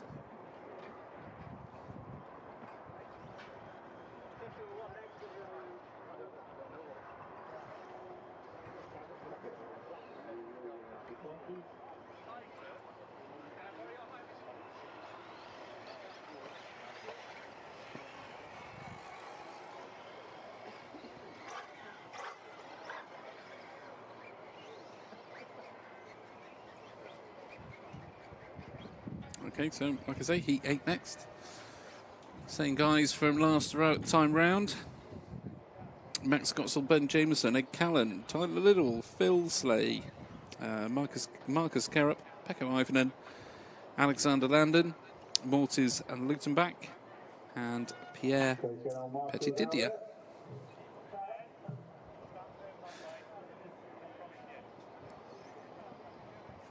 Can't just have names like Smith, can we? As my giant fly friend is back. I'm going to try and catch that in something, I think. Okay, race control marshals are ready. Okay, so Heat 8, 9 and 10 are the ones that are really going to shake things up as far as the top spots are concerned.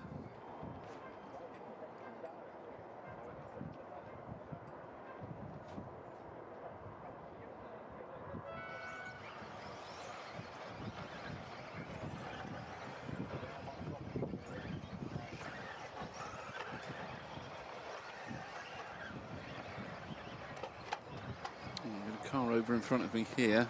You just see the marshal at the bottom of your screen run over. No number on it though, so I can't tell you who that is. What I can tell you is Ben Jameson is just punching his way onto the straight now. And the bottom, oh, terrible crash over the long sweeper, the off-camber sweeper at the bottom of the straight. That'll be that lap gone. Ben will be looking to just test a few lines on this one now so that he can get up to the next lap and start his 2 consecutive laps again. So the 2 consecutive laps for seeding, they have to be following each other. They can't be your sort of first and last lap from the heats added together if they were your best 2. They have to be 2 consecutive laps, one after the other. Okay, so I'm following Ben Jameson at the moment, with my eyes anyway. Over the first tabletop he goes, past the rostrum tabletop, over the single. Flicks himself through the switchbacks. Oh, I mean, that was a late dive there.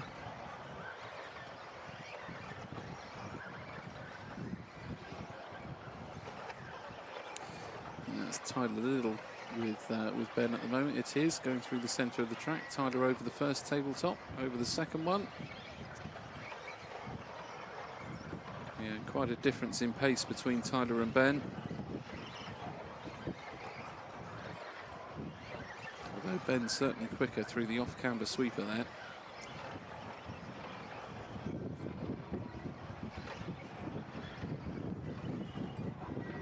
I think through the centre of the track, Tyler's got it. By the looks of it, with these 2 going together, he's certainly increased that gap now. Through the off-camber sweeper goes Tyler in car 4. Blue and white one at the bottom of the track there, far end from what you're seeing. Just going through the bomb hole in the centre chicane now. Gets himself over the first tabletop, flicks it back over the driver's tabletop. Around the slippery bank corner, through the switchbacks. Punches it down the main straight again, and there you can see he has now got the full length of the straight as a gap between him and Ben. So a definite difference in pace over the whole lap. Tyler is leading this one out from Ben actually, back to Phil Slate.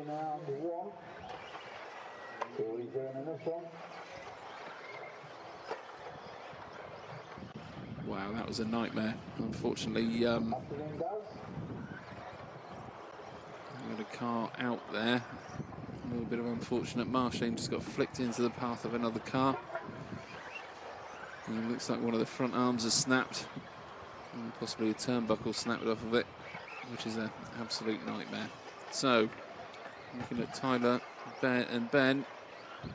Tyler down the end of the main straight now, round the bottom corner. Ben just on the main straight, so you can see how big that gap has got between those 2. And Tyler's pretty on fire for this event, to be fair to him. Very much like young Duncan Pole, has put in an awful lot of hours to get this sort of speed and skill up.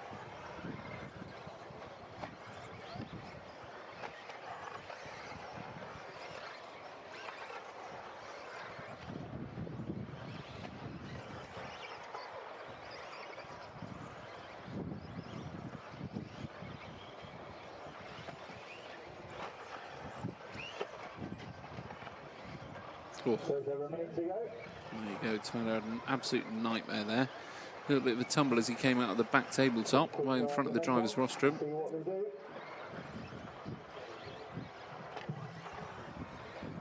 Just trying to keep an eye on him now. He's made a few mistakes at this point. I'm just going to allow Ben to creep back up. Both in the same shot now, really. We were filming this with a moving camera. And again, that gap's opened right up again. Yeah, so Tyler certainly pushing it in this one. What are we getting on lap times? 23:03 is the quickest in this one, I believe. Nobody here into the 22s yet.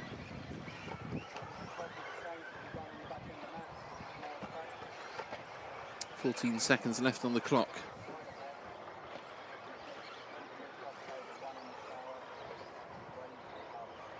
So definitely some changes as we've gone through the day. Some of these guys really liking the slightly damper conditions.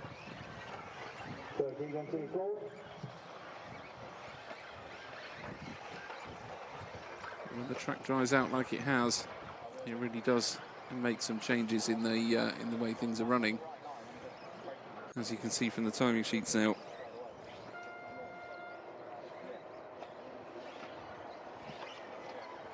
Okay, so Tyler Little from Pecco, back to Phil Slay. And that is your heat number 8. So, the penultimate heat of qualifying or seeding practice for the day on its way. So heat number 9 with Clement Boda, Josh Holdsworth, Jamie Hall, Paul Crompton, Hubert Honegel, Luke Holdsworth, Jesper Rasmussen, Wesley Van Helben, Mika Widmeyer and Jamil Gabrielsen, sorry.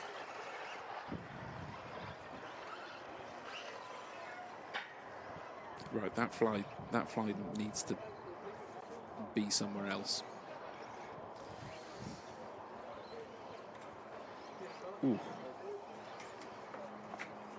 Right, I've caught it in a box. I'm going to let that out when Aidan Burke comes to speak to me. There.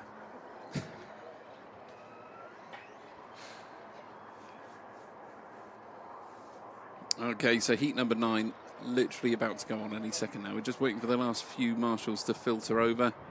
Get marshals in position, please.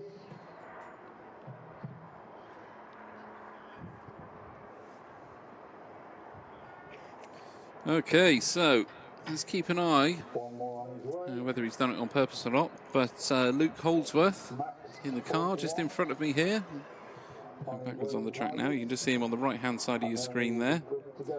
That is the car number 6 of Luke Holdsworth. We're going to, well, I'm going to follow him round. I'm going to watch him go round for a bit.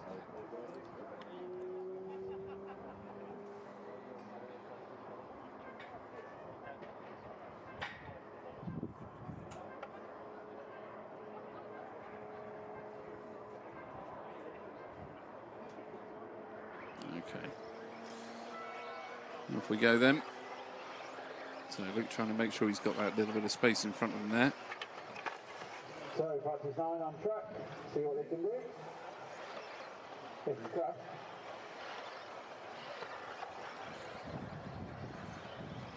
Practice 10, get ready please. Get through technical inspection. You are up next. Okay.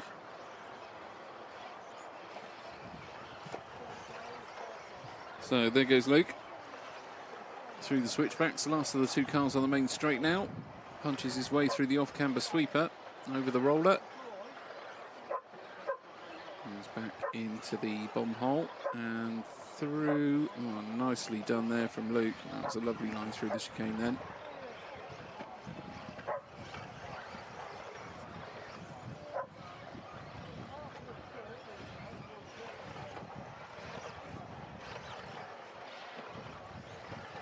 Okay, let's see if we can pick Paul Crompton up. So Paul, I believe, bottom part of the track.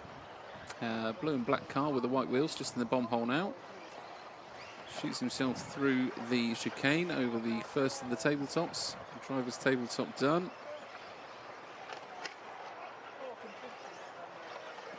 Car number 9 nicely crashes itself out the way for Paul. So Paul, nice clean up there, fairly quick one for him. Now have a look at these times a minute. So we're into the 22s now. Josh Holdsworth up there with the 22.8.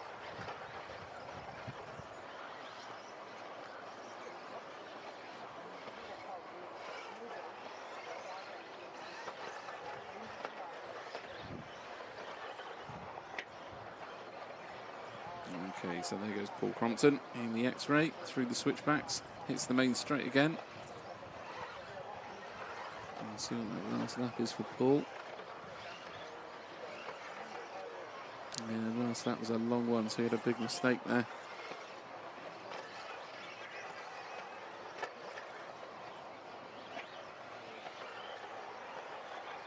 Yeah, and a couple more to follow it, so this lap's gone as well. So 2.5 minutes left on the clock for Paul to pull 2 nice quick laps together. So we'll follow him round the blue, black and white wheeled car that's hitting the bomb hole in the centre of the track now. Pops it out, shoots through the chicane. Nicely over the first tabletop, back tabletop done. Single out the second bomb hole, flicks it around the slippery corner and into the switchbacks. Punches it down the main straight. So that is clean lap number 1 for Paul. We'll see if we can get this second one in for him. So far so good up to the bomb hole. Punches it through the chicane. Tabletop 1 done. Back tabletop nicely through there. Gets himself a good line out the second bomb hole and around the slippery corner. Does the switchbacks clean. 2 clean laps in the bank for Paul. So he'll be pretty pleased with that one. So at the moment it's Josh Holdsworth from Jamie Hall back to Luke Holdsworth. These guys, the lap times are just incredibly close together. So 22.85, 23.13 and a 23.01 respectively for those 3.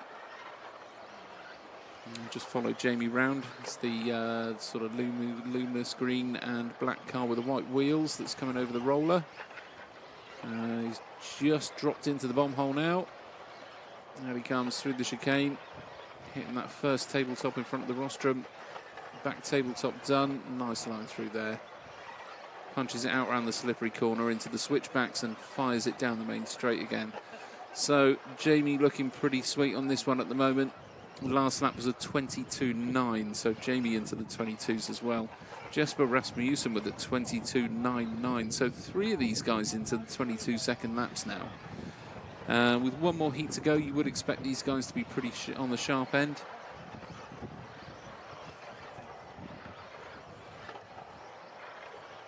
.33 seconds on the race clock.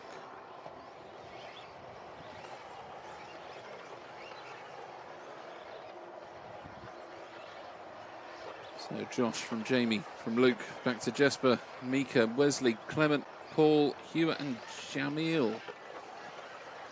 All of these guys pushing as hard as they possibly can, but trying to keep it on all 4 wheels as well. Obviously the fastest way around the track is on your wheels.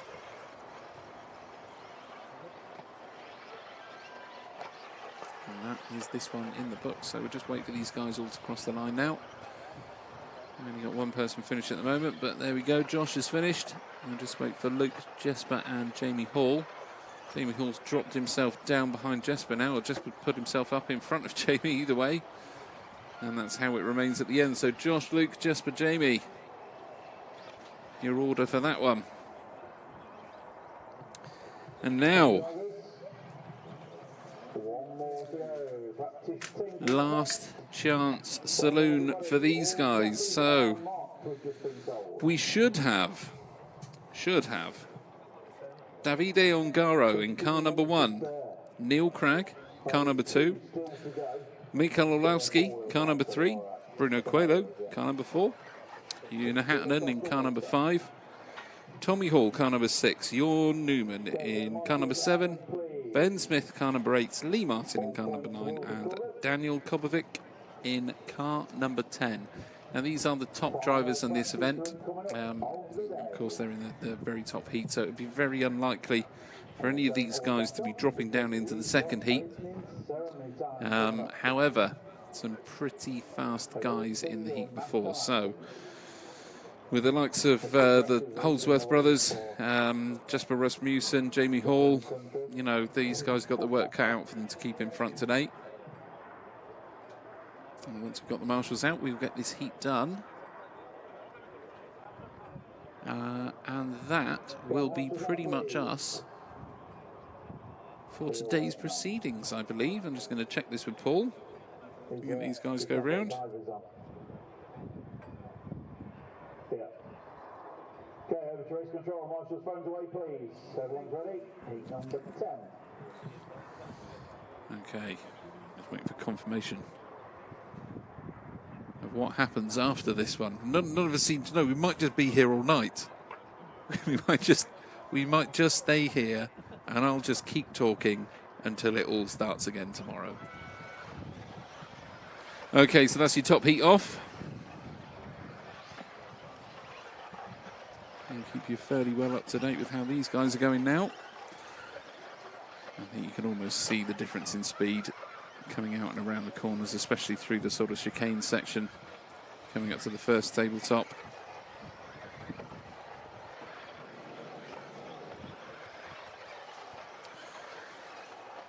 Okay, let's have a look. So Bruno Coelho, orange and white car, just hitting down this main straight now.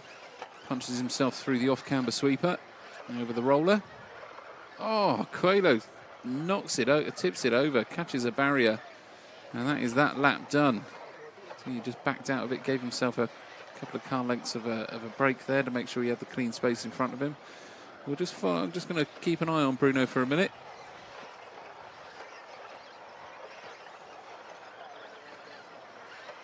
So Bruno down the main straight. Let's see if we can get 2 laps where he can go through clean.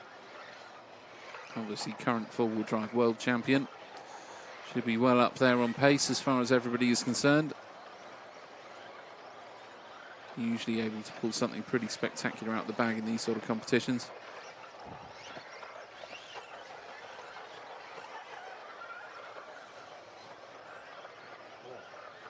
Okay, so definitely one good clean lap from Bruno there. Shoots himself out of the bomb hole, through the centre chicane, over the first tabletop, flicks it back past the driver's tabletop there. A little bit slidey there, going through the switchbacks for Bruno. But 2 consecutive laps in the bank. It is, though, Mikel Orlowski out in front. I think favourite for this event as things stand. Tommy Hall really not far behind, only 2 seconds behind him on the race clock. Followed up by Newman, and then Bruno Coelho. So, what are we doing on lap time? So, 22.7 for Michael Orlowski, 22.6 for Tommy Hall, 22.59 for Bruno, 22.9 for Lee Martin, 22.7 for Neil Cragg.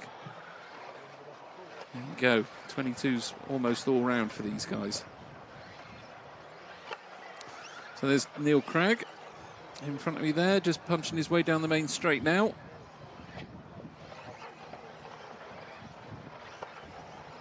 Neil, I'm sure, would love that number 1 sticker on his car to start qualifying tomorrow.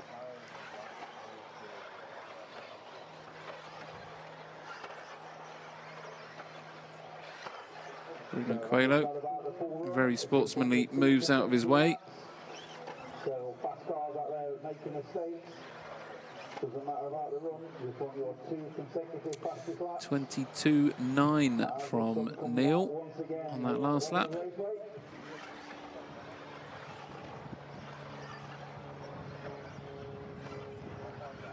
In fact, I think as things stand, I've only got 2 cars in this heat, which will be Jorn and Una. That are still only on the 23-second laps as a best lap time. Everybody knows it's about fastest lap. Some very quick cars I do expect in this one. The 91 lap. For bracket rights, anyway. We will see after the run. Closing down practice 10 of round number 7. 1 minute 15 remaining.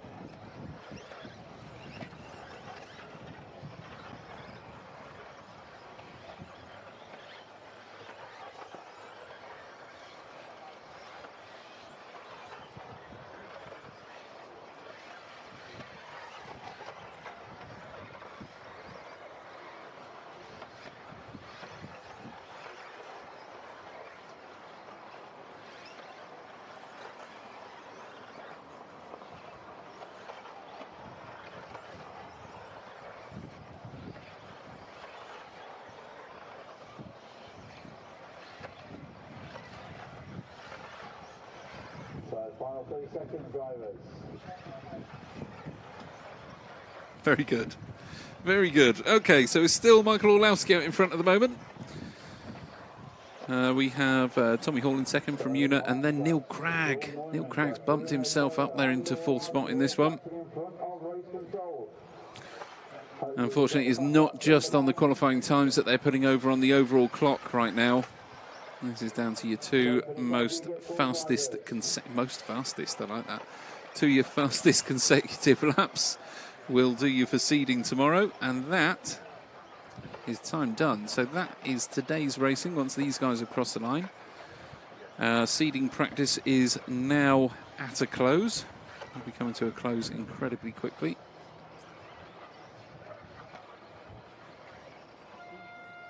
There we go, last car over the line. Michael, Tommy, Una, Neil, Jorn, Lee, Bruno, Daniel Kubovic, Ben Smith and Davide Ongaro in start. So that is seeding practice done for the two-wheel drive portion of your 2022 EFRA European 1/10 Off-Road RC Car Championships. Sponsored, I might add, by Schumacher Hobby Wing and Tony Sport. So heat list will be going up shortly. Team managers meeting at 6:15. Team managers meeting at 6:15, and then I believe we will have an opening ceremony, which should be a lot of fun. Not too sure what we're doing as far as the filming of that is concerned. Gonna wait for my colleagues here to come back to me with some information. There goes Lee Martin. Hopefully pleased with his efforts from today. So results just updating now. Ben Smith on top of the pile, 45.19. So it sounds like Ben Smith has gone top of the pile, 45.19.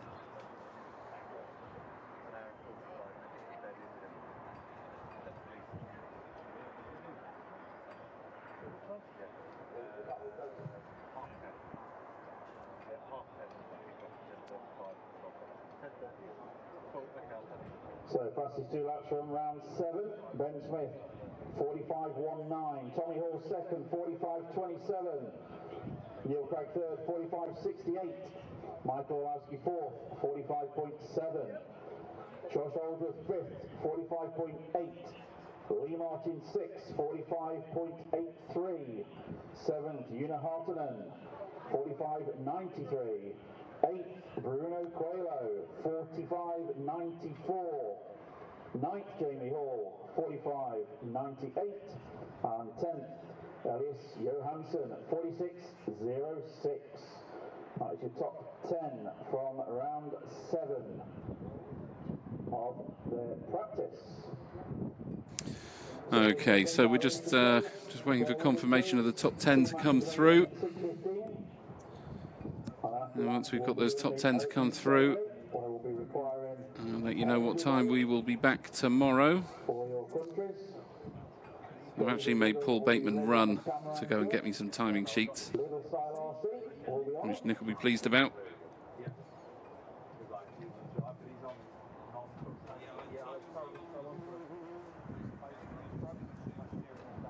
There we go.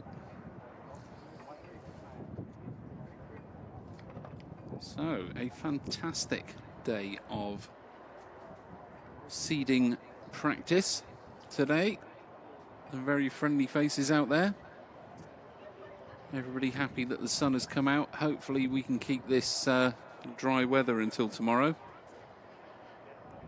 It should give us the best chance of the top end of the racing scene.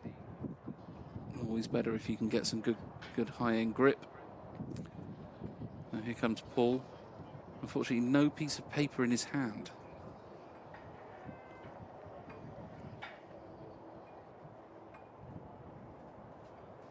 Here he comes. I'm going to go quiet a second.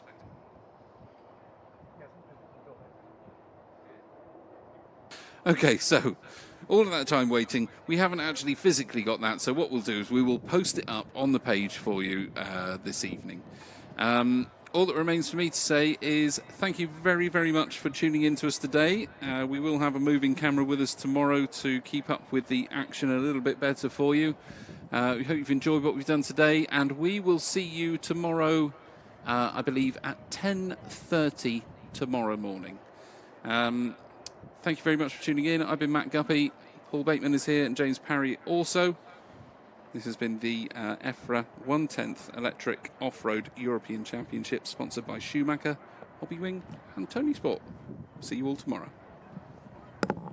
So we've got a